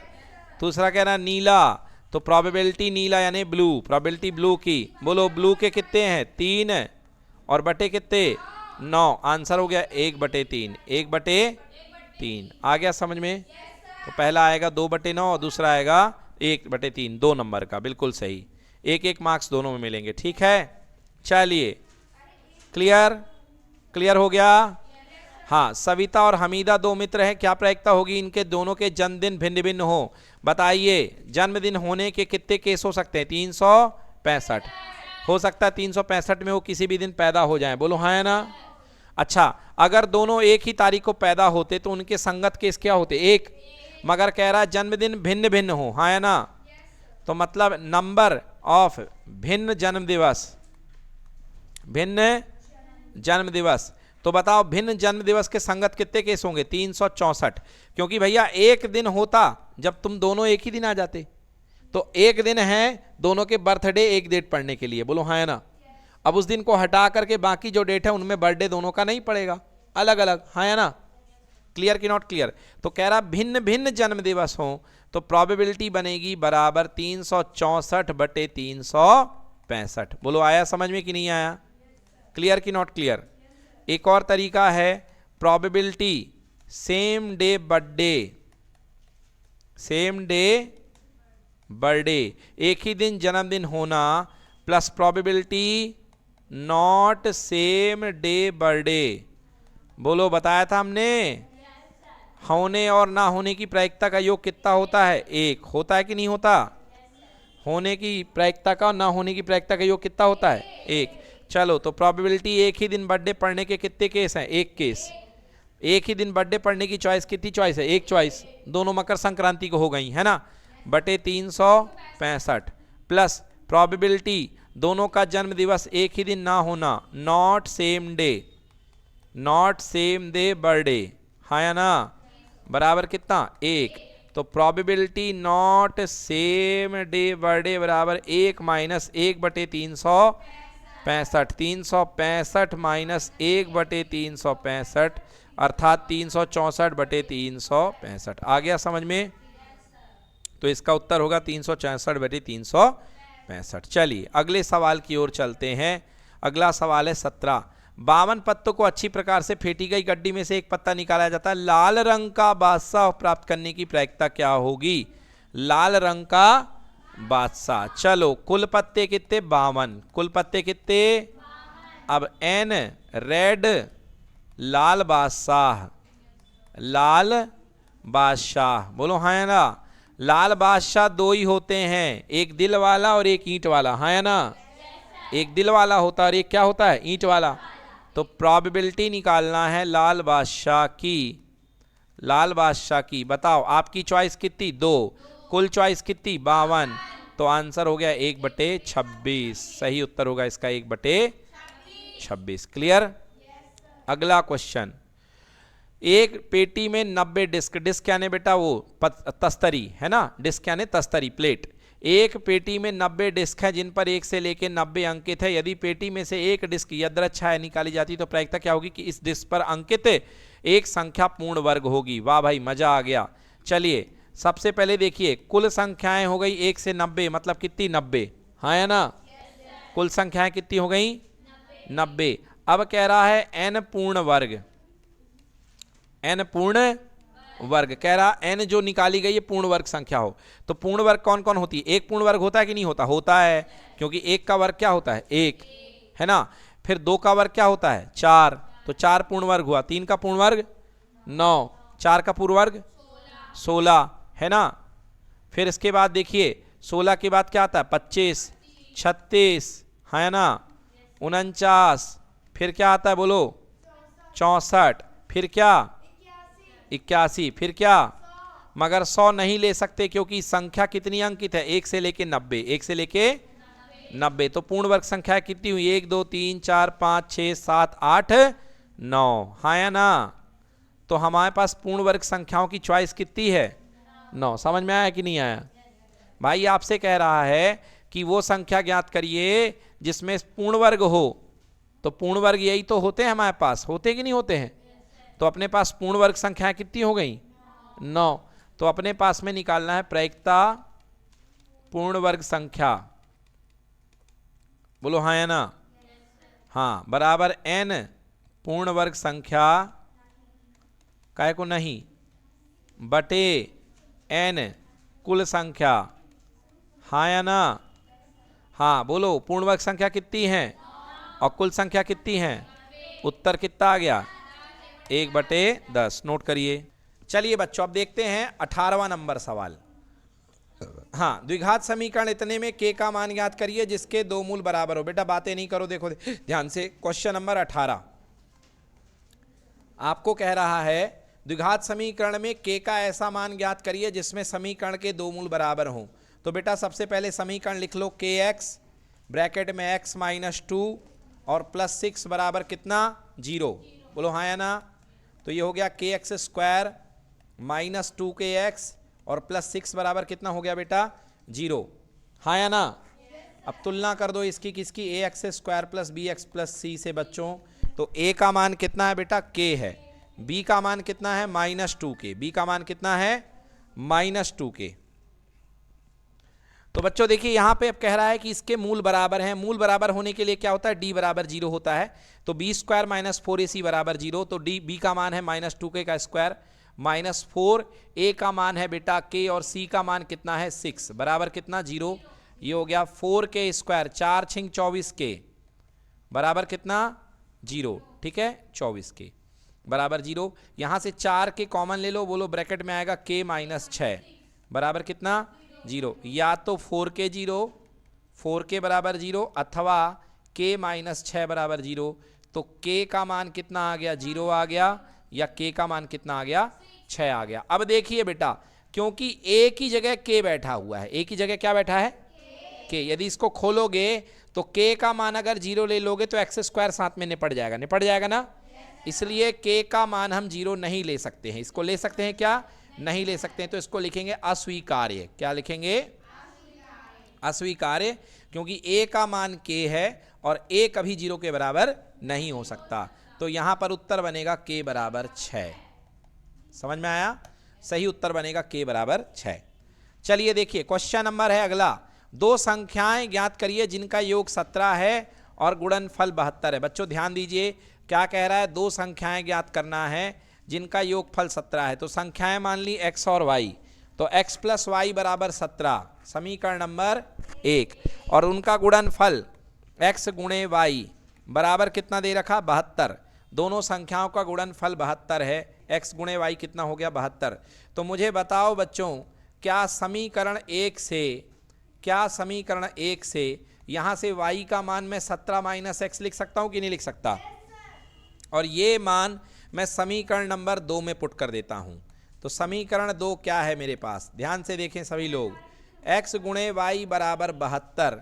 तो x × y का मान क्या निकाला अभी आप लोगों ने? 17 - x। 17 - x, तो y की जगह 17 - x बराबर 72। चलो गुणा करो, x का मान 17 के साथ गुणा होगा 17x - x² बराबर कितना? 72। बेटा ध्यान दो, पहले यहाँ पे बाद में करना। x² हो गया इधर जाके, माइनस हो गया प्लस का 17x हो गया माइनस का 17x, और प्लस का 72 बराबर कितना हो गया? 0। पलट करके लिखेंगे तो x² - 17x + 72 बराबर 0। बच्चों ऐसे नंबर बताइए गुणा करने पर 72 आए और जोड़ने पर -17। 8 नाम 72, 8 और 9, हाँ या ना? तो माइनस का 8 लेंगे, माइनस का 9 लेंगे। तो x² माइनस का 8x माइनस का 9x + 72 बराबर 0। x कॉमन, x - 8, क्या कॉमन? -9 कॉमन, x - 8 बराबर 0। x - 8 x - 9 बराबर 0। x बराबर 8 हो गया, या x बराबर कितना हो गया? 9 हो गया। बोले ठीक है? x बराबर 8 आया है, या x बराबर कितना आया है? 9। बच्चों जिस समय x बराबर 8 है तो y का मान हमको लेना है कितना? y का मान देखिए यहाँ से 17 - x है।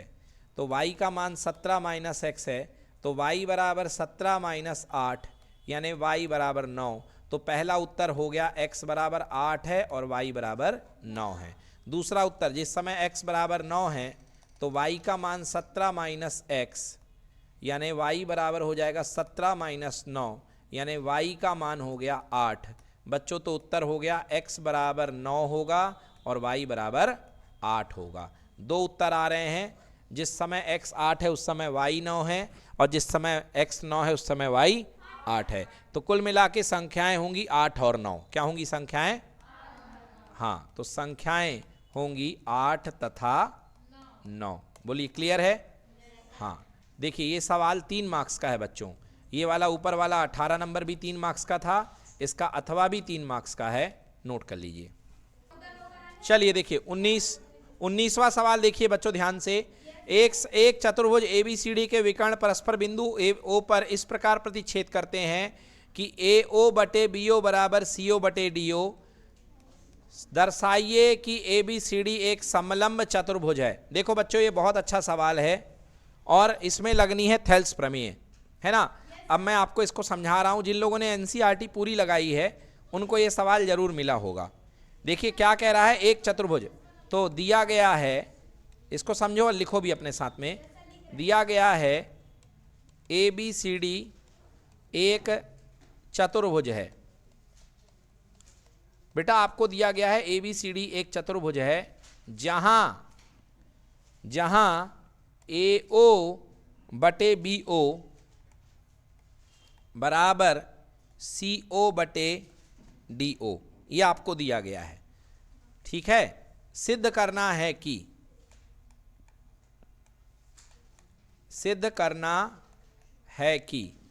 क्या सिद्ध करना है?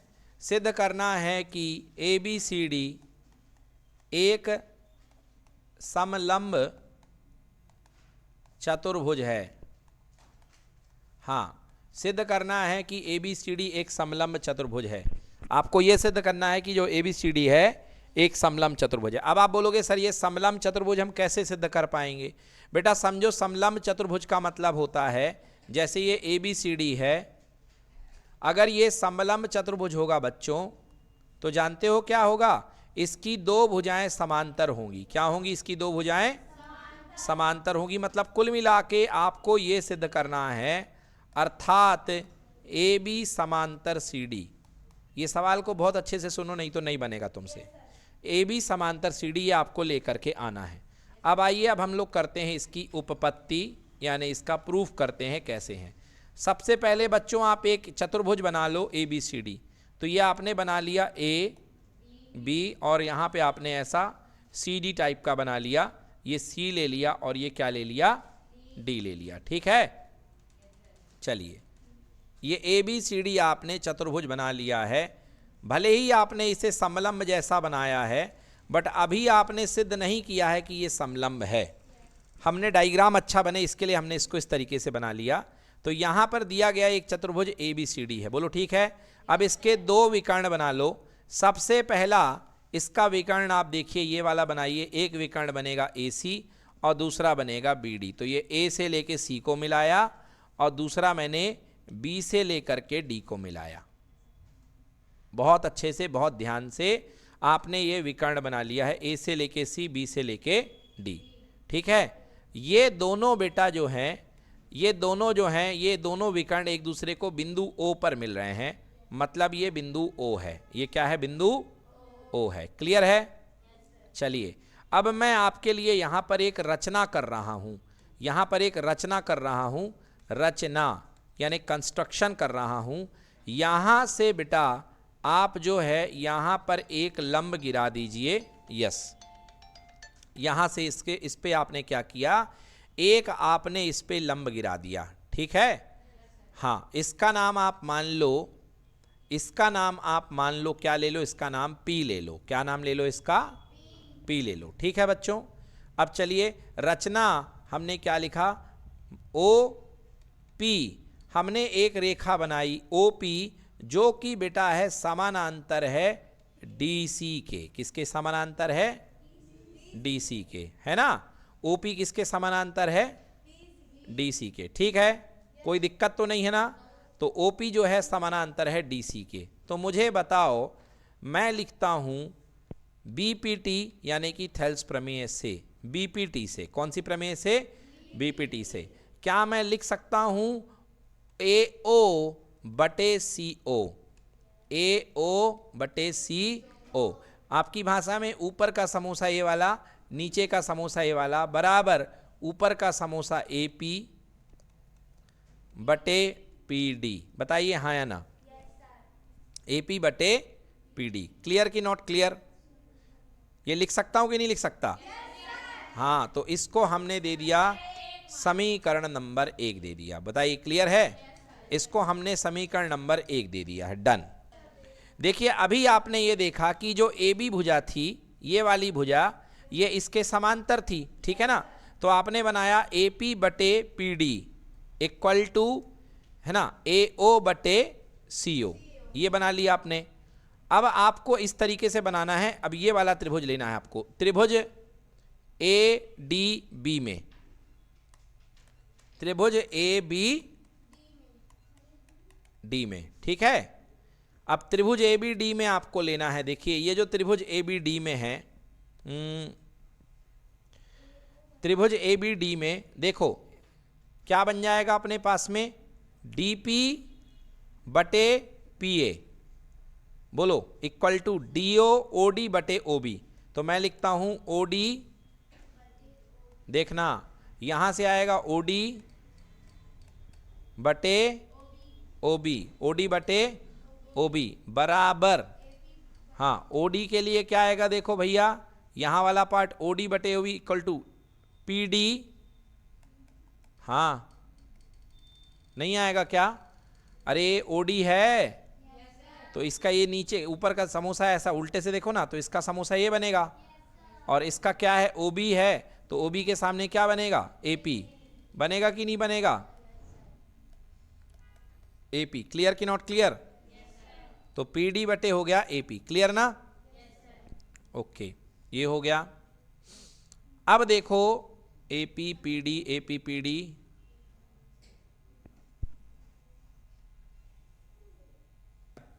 तो देखिए बच्चों अब यहां पे आप इसको पलट करके लिख दीजिए, इसको पलट करके लिख दो। देखो ध्यान से, इसको पलट करके लिख दो। ये AO बटे CO है, इसको पलट करके लिखोगे तो OB upon OD equal to हो जाएगा AP बटे क्या, PD। समीकरण नंबर 2। बताओ हाँ या ना? अब देखो समीकरण 1 और 2 दोनों बराबर हैं।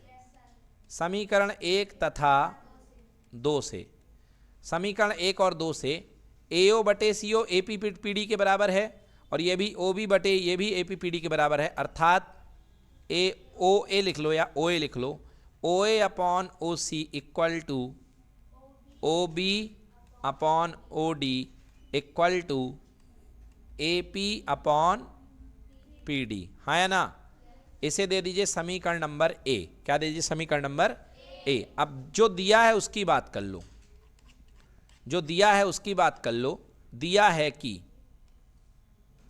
अब जो दिया है उसकी बात करो, तथा दिया है कि, क्या दिया है भाई साहब? आपको दे रखा है क्वेश्चन में AO बटे BO बराबर CO बटे DO, AO बटे BO बराबर CO बटे कितना, DO। बेटा इसको मैं लिखूं AO, देखो इसको नीचे ले आऊं और इसको ऊपर भेज दूं, मतलब OA बटे OC लिख सकता हूं। AO को लिख दिया OA और इसको नीचे ले आया तो OA बटे OC बराबर OB बटे OD।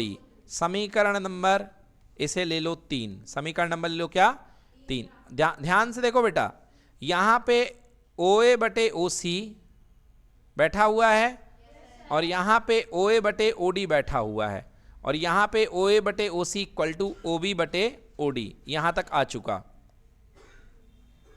देखिए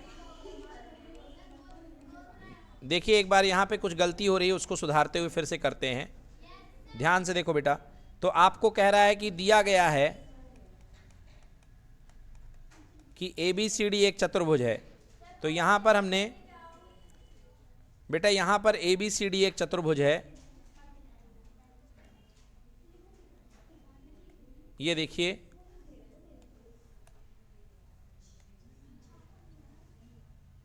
ये ABCD आपने एक चतुर्भुज मान लिया, ABCD ये चतुर्भुज है आपके पास में, और आपको यहां पर दोनों विकर्ण एक दूसरे को काट रहे हैं। ये एक विकर्ण ये है, और दूसरा विकर्ण आपके पास में ये है। दोनों बिंदु O पर एक दूसरे को काट रहे हैं। ठीक है। तो आपने क्या किया, रचना करी आपने, बिल्कुल वही काम किया है जो हमने पहले किया था। तो यहाँ पे रचना करेंगे, रचना लिखिए ओ ई समांतर ए बी। ओ ई हमने ए बी के समांतर खींचा। अब आप ले लीजिए त्रिभुज ए बी डी में, त्रिभुज ए बी डी में देखो बच्चों ध्यान से, जो त्रिभुज ए बी डी है, ये वाला त्रिभुज ए बी डी, ठीक है, ये त्रिभुज ए बी डी है। तो इसमें क्या आ जाएगा, इसमें आ जाएगा ए ई बटे ई डी, ए ई बटे ई डी, ऊपर का समोसा बटे नीचे का समोसा, बराबर ओ बी बटे या बी ओ बटे ओ डी। समीकरण नंबर 1। बताइए ठीक है कि नहीं है। अब आपको दिया है कि ओ बी बटे ओ डी, आपको दिया है, क्या दिया है, आपको दिया है ए ओ बटे सी ओ, जो क्वेश्चन में आपको दे रखा है वो क्या दे रखा है, ए ओ बटे सी ओ, ये दे रखा है ए ओ या ओ ए बटे ओ बी बराबर ओ सी बटे ओ डी, ठीक है। अब हमें क्या चाहिए, यहाँ से ओ बी बटे ओ डी की वैल्यू चाहिए है। तो यहाँ से देखिए, ये मैं लिख सकता हूँ ओ ए बटे ओ C equal to O B बटे ओ डी, ठीक है ना। फिर से लिख देता हूँ आपके लिए, देखिए दिया है कि, क्या दिया है आपको, आपको दिया गया है ओ ए बटे O B equal to O C बटे ओ डी, ये दिया है बच्चों आपको, ध्यान दीजिए थोड़ा। ओ ए बटे O B equal to O C बटे ओ डी आपको दिया गया है। तो यहाँ से यदि मैं ओ बी को ऊपर फेंक दूँ तो O A upon O C equal to O B upon O D हो जाएगा, ये बन जाएगा। अब आप यहाँ पर वैल्यू पुट कर दें, ये समीकरण 2 हो गया। 1 तथा 2 से क्या हो जाएगा, देखिए 1 तथा 2 से, इसका भी ऊपर वाला है ओ बी बटे ओ डी और इसका भी है ओ बी बटे ओ डी, तो इनके बाएं बाएं पक्ष इक्वल हो जाएंगे। तो ए ई बटे ई डी बराबर ओ ए बटे ओ सी। हाँ देखो क्वेश्चन में ए बी बटे ए ई बटे ई डी, ए ई देखो मिलान करो, ए ई बटे ई डी बराबर ओ ए बटे ओ सी, यही तो निकला ना, ओ ए बटे ओ सी। बेटा ये कब होगा, अब देखो ध्यान से, त्रिभुज में ये तब होगा जब ये वाली भुजा जो होगी डीसी के क्या होगी, समांतर होगी, है ना। तो लिखेंगे थेल्स थ्योरम के प्रतिलोम से, थेल्स के विलोम से क्या समझ में आया कि ओ ई जो होगी वो पैरेलल किसके हो गई, डीसी के। ओ ई समानांतर हो गई किसके, डीसी के। क्लियर। और रचना में हमने क्या माना था, ओ ई किसके समांतर है, ए बी के। इस प्रकार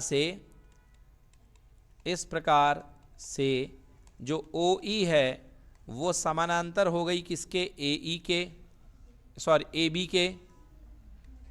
किसके समांतर, ए बी के। और ये किसके समांतर, डी सी के।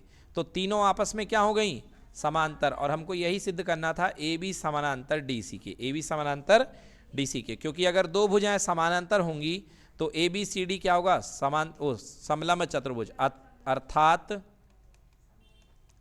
ए बी सी डी एक समलंब चतुर्भुज है, समलंब चतुर्भुज है। ठीक है बच्चों, तो ए बी सी डी जो होगा वो क्या होगा, एक समलंब चतुर्भुज होगा। इसको नोट करिए, ये क्वेश्चन थोड़ा सा ट्रिकी है। कर लिया, एक सेकंड बेटा, एक सेकंड। चलिए देखिए बच्चों, अगला सवाल है 19वें का अथवा वाला सवाल। बातें बिल्कुल मत करिए। लंबाई 6 मीटर वाले एक ऊर्ध्वाधर स्तंभ की भूमि पर छाया 4 मीटर है, जबकि उसी समय मीनार की छाया की लंबाई 28 मीटर है, तो मीनार की ऊंचाई ज्ञात करिए। देखिए बहुत अच्छा सवाल है ये। क्या कह रहा है, देखिए क्वेश्चन नंबर 19 का कह रहा है एक 6 मीटर की लंबाई है, 6 मीटर की लंबाई है बेटा। उस समय इसकी जो छाया बन रही है वो 4 मीटर बन रही है। बोलो ठीक है। अब बच्चों मुझे ये बताओ कि ये कोण 90 डिग्री होगा कि नहीं होगा? ठीक है ना। अब कह रहा अच्छा उस समय सूर्य यहाँ पे होगा बेटा, तो सूर्य जो भी कोण बना रहा होगा उस कोण का मान आपको मतलब नहीं है, उस कोण का नंबर आपने मान लिया x। क्या मान लिया? x। अच्छा उसी समय कोई मीनार है, उसी समय क्या है? कोई मीनार। बेटा बातें मत करो पीछे बैठ के, समझ में नहीं आएगा ये। उसी समय बेटा कोई मीनार है। अब ये बताओ ये मीनार का भी ये वाला कोण 90 डिग्री होगा कि नहीं होगा? और मीनार जो कोण बना रही होगी तो एक ही समय पर चाहे कोई भी छाया बने सबका कोण एक जैसा बनेगा कि नहीं बनेगा? तो ये कोण भी x होगा कि नहीं होगा? अब कह रहा उसी समय एक मीनार की छाया की लंबाई 28 मीटर है। बोलो छाया की लंबाई कितने मीटर है? 28 मीटर है। कह रहा मीनार की ऊंचाई ज्ञात करो, तो हमने लिखा माना मीनार की ऊंचाई x है। मीनार की ऊंचाई कितनी है? x है। बच्चों मुझे बताओ कि ये दोनों त्रिभुज समरूप दिख रहे हैं कि नहीं दिख रहे हैं? क्योंकि अगर इसका नाम मान लो ABC और इसका नाम मान लो आप DEF, तो देखो दोनों कोण कोण समरूपता लग रही कि नहीं लग रही है? क्योंकि इसका ये कोण इसके ये कोण के बराबर है और इसका ये कोण इसके ये कोण के बराबर है, तो दोनों कोण कोण से समरूप हैं कि नहीं है? तो हम लिखेंगे कोण कोण समरूपता से, कोण कोण समरूपता, हाँ एंगल एंगल बोलते हैं, ए समरूपता से त्रिभुज क्या? त्रिभुज ABC समरूप त्रिभुज समकोण त्रिभुज DEF, हाँ या ना? तो क्या होता है? समरूप त्रिभुजों में संगत भुजाओं का अनुपात बराबर होता है। तो इसकी 6 इसकी h, यानी 6/h बराबर इसका क्या है? 4 है और इसका 28 है। 4/28 बोलो होगा कि नहीं होगा? 4 सते 28, 6/h बराबर ऊपर बचा 1 और नीचे बचा कितना? 7। h एक कम 1 और 6 7 42। आंसर h बराबर कितने सेंटीमीटर? 42 मीटर। हाँ बेटा कैसा भी करो आपका उत्तर सही आना चाहिए, ठीक है ना। तो आंसर आ गया 6 7 42 मीटर, नोट कर लीजिए। चलिए बच्चों आइए देखिए क्या कह रहा है। दवा का एक कैप्सूल बेलन के आकार का जिसके दोनों सिरों पर एक अर्धगोला लगा हुआ है। पूरे कैप्सूल की लंबाई 14 mm है। बोलो हाँ या ना। अब बच्चों ध्यान दो, यहां से एक सिलेंडर यानी बेलन कट होगा कि नहीं होगा? यहां से एक बेलन कट होगा कि नहीं होगा? अच्छा ये टोटल इसका व्यास 5 मीटर का है कि नहीं है? 5 mm का। तो बोलो त्रिज्या 2.5 होगी कि नहीं होगी? और यहाँ पे भी त्रिज्या इसकी 2.5 होगी कि नहीं होगी? नहीं आया समझ में? अरे 5 का आधा 2.5 होता है ना बच्चों। तो त्रिज्या कितनी बन गई? 2.5 बन गई कि नहीं बन गई? मतलब इसकी रेडियस 2.5 है, हाँ या ना। अब कह रहा है इसका कुल पृष्ठीय क्षेत्रफल ज्ञात करना है, हाँ या ना। तो यदि इसको पूरे को कलर में डाल दोगे तो कलर कहाँ कहाँ पर आएगा? ये इसके पूरे ऊपर कलर आएगा कि नहीं आएगा? मतलब बेलन का पृष्ठीय क्षेत्रफल, हाँ या ना। क्लियर कि नॉट क्लियर? और फिर इसके बाद में यहाँ इसका वक्र पृष्ठ 2 ठो आएंगे कि नहीं आएंगे? क्लियर कि नॉट क्लियर? तो बेलन का पृष्ठीय क्षेत्रफल, बेलन वाला पार्ट निकलेगा बोलो 2πRh। होता है कि नहीं होता? बेलन वाला पार्ट निकलेगा 2πRh और इसके बाद ये वाला जो पार्ट निकलेगा ये होता है 2πr²। होता है कि नहीं होता? कैठे अर्धगोले हैं? एक की दो? तो 2 अर्धगोले हैं तो 2 बार 2πr² बोले तो 4πr²। यस कि नो? समझ में आया कि नहीं आया? तो 2πRh और 4πr²। क्या हुआ? मत लिखो बेटा, इधर ध्यान दो। 2πRh plus 4πr²। इधर देखो बेटा, यहां पे देखिए ध्यान दीजिए। 2πRh plus 4πr²। अब यहां से 2 की वैल्यू 2, पाई की वैल्यू 22/7। आर बेटा देखो ध्यान से, आर आपको दिया गया है 2.5 mm। निकला कि नहीं निकला? तो यहां पे रखो 2.5। अच्छा मुझे हाइट बताओ, हाइट सिलेंडर की कितनी हो जाएगी? बिल्कुल गलत, 9। क्योंकि 2.5 यहां से कट गया, 2.5 यहां से कट गया, तो बचा कितना? 9 प्लस 4, पाई का मान 22/7 और आर का स्क्वायर यानी कि 2.5 का स्क्वायर। क्लियर कि नॉट क्लियर? यानी 2.5 यानी 5/2 का स्क्वायर। ठीक है, चलो इसको हल कर दो। तो देखो यहाँ से 22/7 कॉमन है, 22/7 यहाँ से कॉमन है, तो 22/7 हमने ले लिया कॉमन। अंदर क्या बच गया, 2 बच गया, और 2.5 यानी 5/2 बच गया, हाइट यानी कि 9 बच गया, प्लस 22/7 तो कॉमन आ ही चुका है, 4 बच गया, हाँ या ना, और 5 का स्क्वायर 25, और नीचे 2 का स्क्वायर 4, 4 से 4 कैंसिल, 2 से 2 कट गया, 22/7 बाहर इंतजार करेगा, पन्नाम 45, 5 से 9 का गुणा हो गया 45, और प्लस में कितना 25, हाँ या ना, वो 22/7 और 45 और 25 कितना हो गया, 5 5 10 की 0, और 4 2 6 1 70, बोलो हाँ या ना, 7 से कितने बार 10 बार, 22 × 10 आंसर 220 मिलीमीटर स्क्वायर, क्योंकि क्वेश्चन में मिलीमीटर है, समझ में आया। तो इसका कुल पृष्ठीय क्षेत्रफल होगा 220 मिलीमीटर स्क्वायर। बच्चों देखिए पहला आपके पास 21वां सवाल है। समीकरणों इनको और इनको आपको ग्राफ खींचना है, उसके बाद एक्स अक्ष और इन रेखाओं के द्वारा शीर्षों के निर्देशांक ज्ञात करना है, और त्रिभुजाकार पटल का छायांकित क्षेत्रफल निकालना है। त्रिभुजाकार पटल को छायांकित करना है, चलो मतलब दोनों ग्राफ बनाओ और जो त्रिभुज बनेगा उसको छायांकित करो, मतलब डार्क करो। तो देखो भैया कैसे करेंगे, इसमें आपके पास रेखा है x - y + 1 = 0, और दूसरी रेखा है 3x + 2y है ना -12 = 0। चलो इसको बना लेता हूं मैं, यहाँ पे 2 रेखाएं अपने पास में है बच्चों।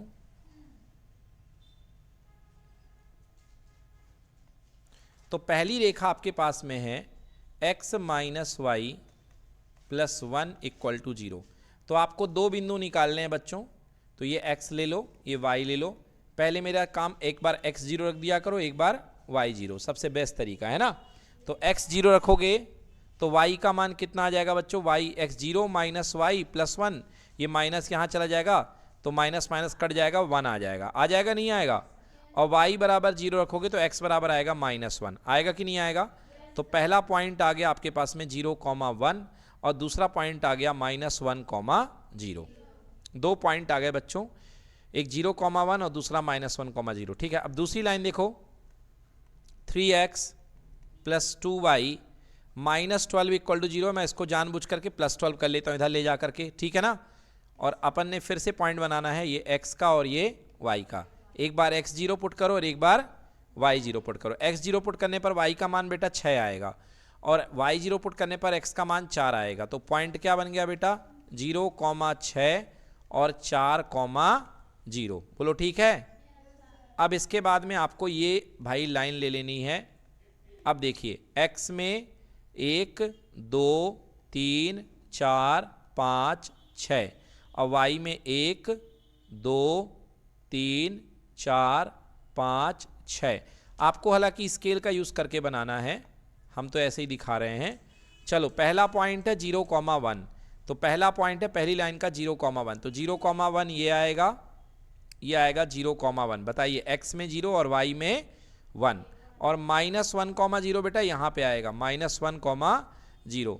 अब इन दोनों पॉइंट को मिलाती हुई एक लाइन बनानी है आपको, बताओ बनानी कि नहीं बनानी। तो इन दोनों पॉइंट को मिलाती हुई एक आपको लाइन बनानी है। तो ये देखिए, ये हमने इन दोनों पॉइंट को लेके एक लाइन बना दी, ठीक है, ये पहली लाइन बन गई, बहुत बढ़िया। अब अगली लाइन देखो बेटा, 0, 6, 4, 0। तो 0, 6 बेटा 1, 2, 3, 4, 5, 6, ये वाला पॉइंट आएगा बच्चों, क्या आएगा बोलो, 0, 6, और ये वाला पॉइंट आएगा 4, 0। अब इन दोनों को मिलाती हुई फिर एक लाइन हमको बनानी है। तो आइए बच्चों, ये देखिए, ये एक लाइन चली गई। तो ये बन गया हमारे पास में आपका दोनों लाइन का ग्राफ। अब कह रहा है कि x अक्ष के साथ बनने वाले क्षेत्र को छायांकित करो। तो बेटा ये x अक्ष है, बोलो है कि नहीं है। तो x अक्ष के साथ बनने वाला त्रिभुज यही वाला हुआ कि नहीं हुआ। तो इसी को हमको छायांकित करना था। तो ये लीजिए मैंने छायांकित कर दिया, आपका आंसर यहीं पर समाप्त हो जाता है।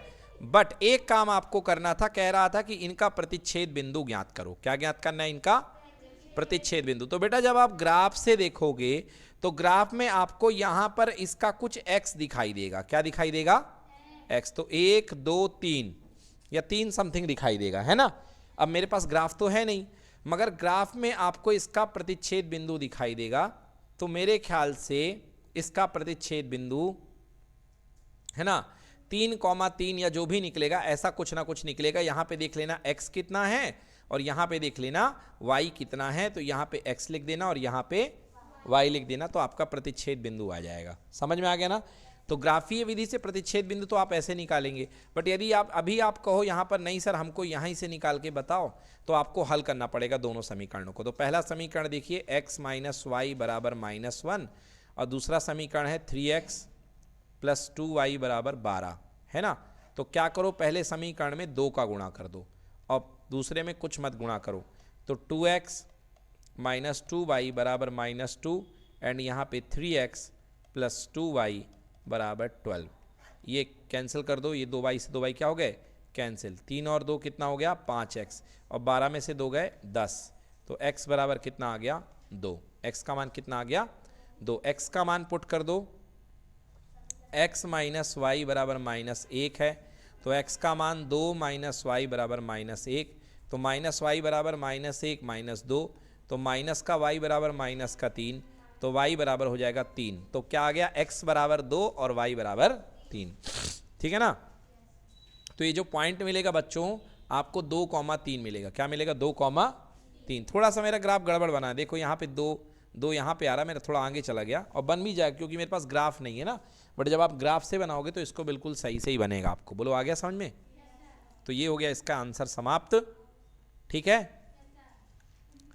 ये वाला हो गया, ठीक है। तो क्या क्या बोला गया था, ग्राफ खींचे खींच दिया, एक्स अक्ष और बने त्रिभुज के निर्देशांक ज्ञात कीजिए, बिल्कुल सही है। निर्देशांक भी मैंने बता दिए बच्चों, आपको तीनों निर्देशांक बता दिए, देखिए सारे निर्देशांक आपके लिखे हुए हैं। कहाँ गया, ये एक निर्देशांक है बेटा 2,3, एक निर्देशांक है -1,0 और एक निर्देशांक है 4,0, ठीक है, ये हो गया। और क्या पूछ रहा है, त्रिभुजाकार पटल का छायांकित क्षेत्रफल कर दिया, चलो ठीक है। हाँ, अथवा वाला करना है क्या, नहीं करना, चलिए अथवा वाला चलिए देखते हैं। 2 अंकों, अथवा वाला देख लीजिए, 2 अंकों की एक संख्या तथा उसके अंकों को पलटने पर बनी वाली संख्या का योग 66 है। तो बच्चों मैंने आपको बताया था इस प्रकार के संख्या करने के लिए इकाई और दहाई का अंक मानते हैं। तो मान लीजिए अगर कोई संख्या जिसका इकाई का अंक x है और दहाई का अंक क्या है y है, तो संख्या जो बनेगी, पहले जो संख्या बनेगी 10y plus x, 10y plus x, है ना। अब कह रहा है इसको पलट दिया जाए, तो अगर पलट दोगे तो संख्या बन जाएगी xy, तो पलटने पर जो नई संख्या बनेगी वो बनेगी 10x plus Y, 10x plus Y. कह रहा है यदि संख्या के अंकों का योग 2 हो, अंकों का अंतर 2 हो, मतलब एक समीकरण दिया है x माइनस वाई बराबर 2, क्या दिया x माइनस वाई बराबर 2, ये पहला समीकरण मान लो। और दूसरा कह रहा है कि दोनों पलटने के पहले और पलटने के बाद बनी संख्याओं का योग 66 है, मतलब भैया दोनों को जोड़ दो, है ना। चलिए, तो इसमें कहा जा रहा है कि संख्या को पलटने के पहले और पलटने के बाद बनी उसके 2 अंकों की एक संख्या और उसको पलटने के बाद बनी संख्या का योग 66 है। तो पहले जो संख्या थी आपके पास में क्या थी, 10y plus x, 10y plus x, और पलटने के बाद जो बनी संख्या है वो क्या है, वो है 10x प्लस वाई, और दोनों का योग कितना है 66। तो 10y और 1y कितना हो गया 11y, और x और 10x कितना हो गया 11x, बराबर कितना हो गया 66, ठीक है ना। तो 11 कॉमन ले लो, ब्रैकेट में x प्लस वाई बराबर हो गया 66, 11 से कितने बार बच्चों 6 बार, तो समीकरण बन गया x धन y बराबर कितना 6, ये हो गया समीकरण नंबर 1। और एक दूसरा आपने ऑलरेडी निकाल रखा, इसको दूसरा दे दो, x माइनस वाई बराबर 2, ये क्वेश्चन में ही दे रखा है x माइनस वाई बराबर 2। चलो हल कर दो, जोड़ने पर जोड़ दीजिए दोनों को, तो जोड़ देंगे तो ये हो जाएगा 2x, y से y क्या हो जाएगा कैंसिल, 6 और 2 कितना 8, तो x का मान कितना आ गया 4 आ गया, है ना, x का मान आ गया 4। अब x प्लस वाई बराबर कितना है 6 है, तो y बराबर 6 माइनस x, यानी कि 6 माइनस का 4 कितना आ गया 2, तो आंसर आ गया x बराबर 4 और y बराबर 2। अब जो आपके पास में संख्या थी, ओरिजिनल संख्या क्या थी आपके पास में, पहली संख्या 10y plus x, 10y plus x, 10y plus x, तो 10 गुणे y का मान आया है 2 और x का मान 4, तो 10 दूना 20 और 20 धन 4 कितना हो गया 24, तो उत्तर होगा 24। क्या होगा उसका उत्तर? 24। समझ में आ गया? तो कह रहा ऐसी कितनी, है ना, तो आंसर हो गया 2, तो ऐसा उत्तर हो गया अपने पास में 24। ऐसी कितनी संख्याएं हैं? ऐसी 2 संख्याएं बनेगी। कितनी संख्याएं? 2 संख्याएं। एक 24 भी बन सकती है और एक इसका पलट दोगे तो 42 बन जाएगी। क्या बन जाएगी? 42 बन जाएगी। समझ में आया? क्यों? क्योंकि क्वेश्चन ने कहा है कि 2 संख्याओं का अंतर जो है 4 दिया गया है, मतलब अंतर 2 दे दिया गया है, तो x माइनस वाई भी 2 हो सकता है और y माइनस एक्स भी 2 हो सकता है। समझ में आया? तो इसलिए 2 संभावनाएं हैं, इसलिए ऐसी 2 संख्याएं संभव हैं, एक तो 24 और एक तो 42। चलिए क्लियर? 22वें का कौन सा बताया जाए, पहला वाला कि बाद वाला? पहला वाला। चलिए देखिए, 7 मीटर ऊंचे भवन के शिखर से एक केवल टावर के शिखर का उन्नयन कोण 60 है और इसके पाद का अवनमन कोण 45 है। बहुत बढ़िया सवाल। तो देखिए, ये अपने पास में एक भवन है और ये भाई साहब अपने पास में एक टावर है, ठीक है ना।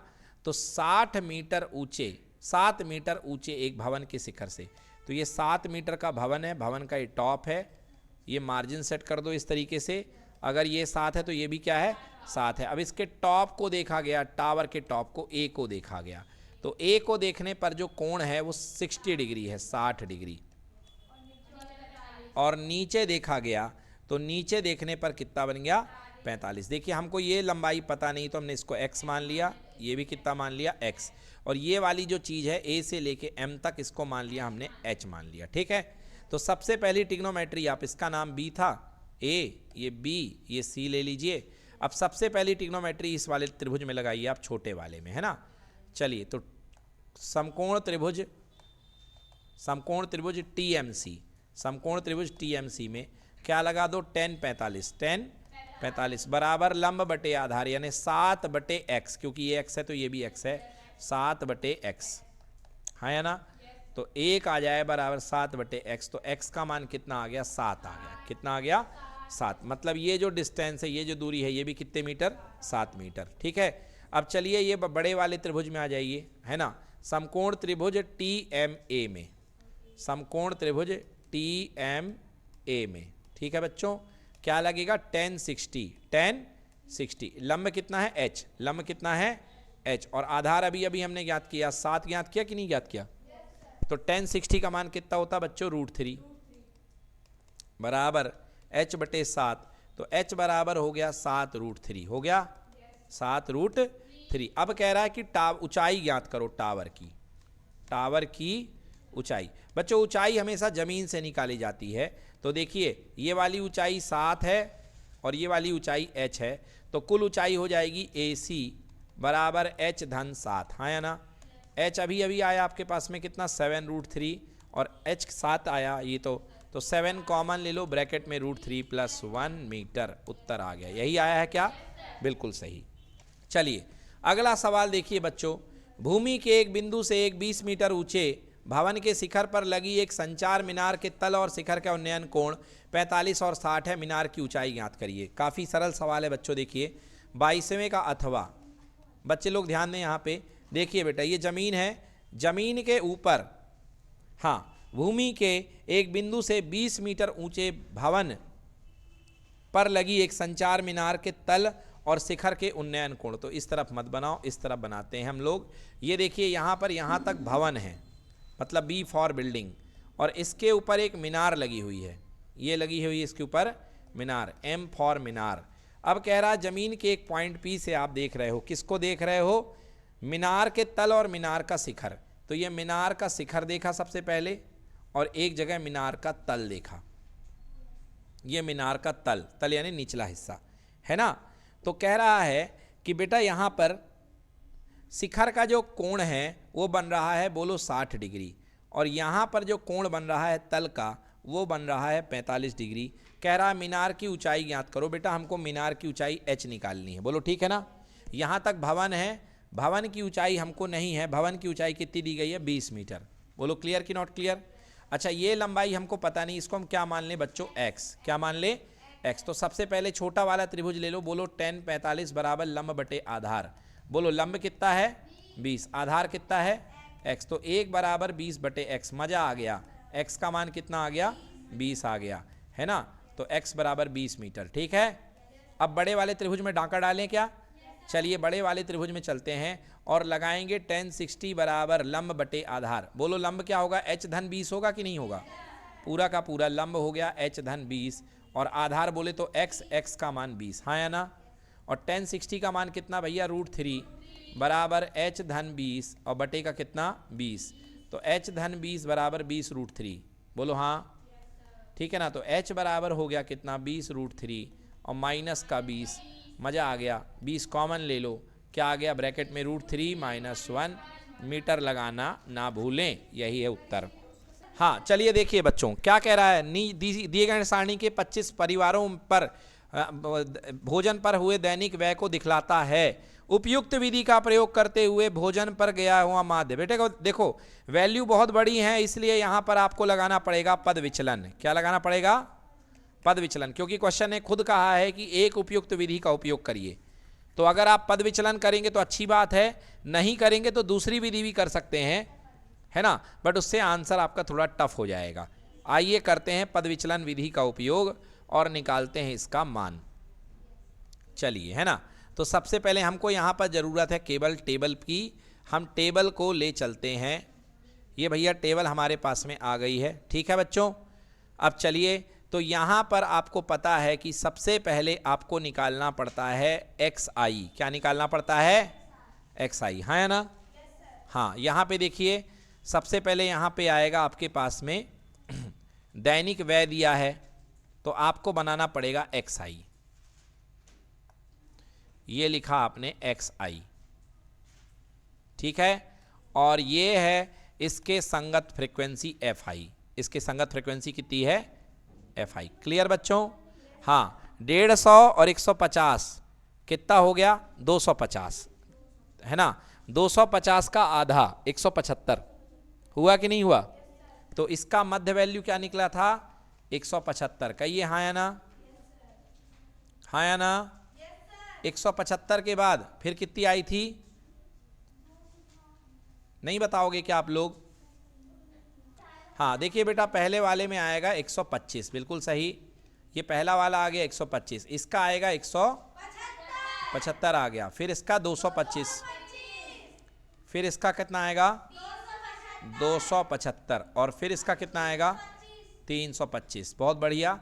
अब इनकी फ्रीक्वेंसी लिख दीजिए यहाँ पे 4, 5, 12, 2 और कितना? 2। अब बेटा आपको निकालना है यहाँ पे ui। क्या निकालना है? ui। तो ui क्या होता है बच्चों? ui होता है xi minus a upon h। xi minus a upon h। तो एक काम करते हैं, अपन टुकड़े टुकड़े में निकाल लेते हैं।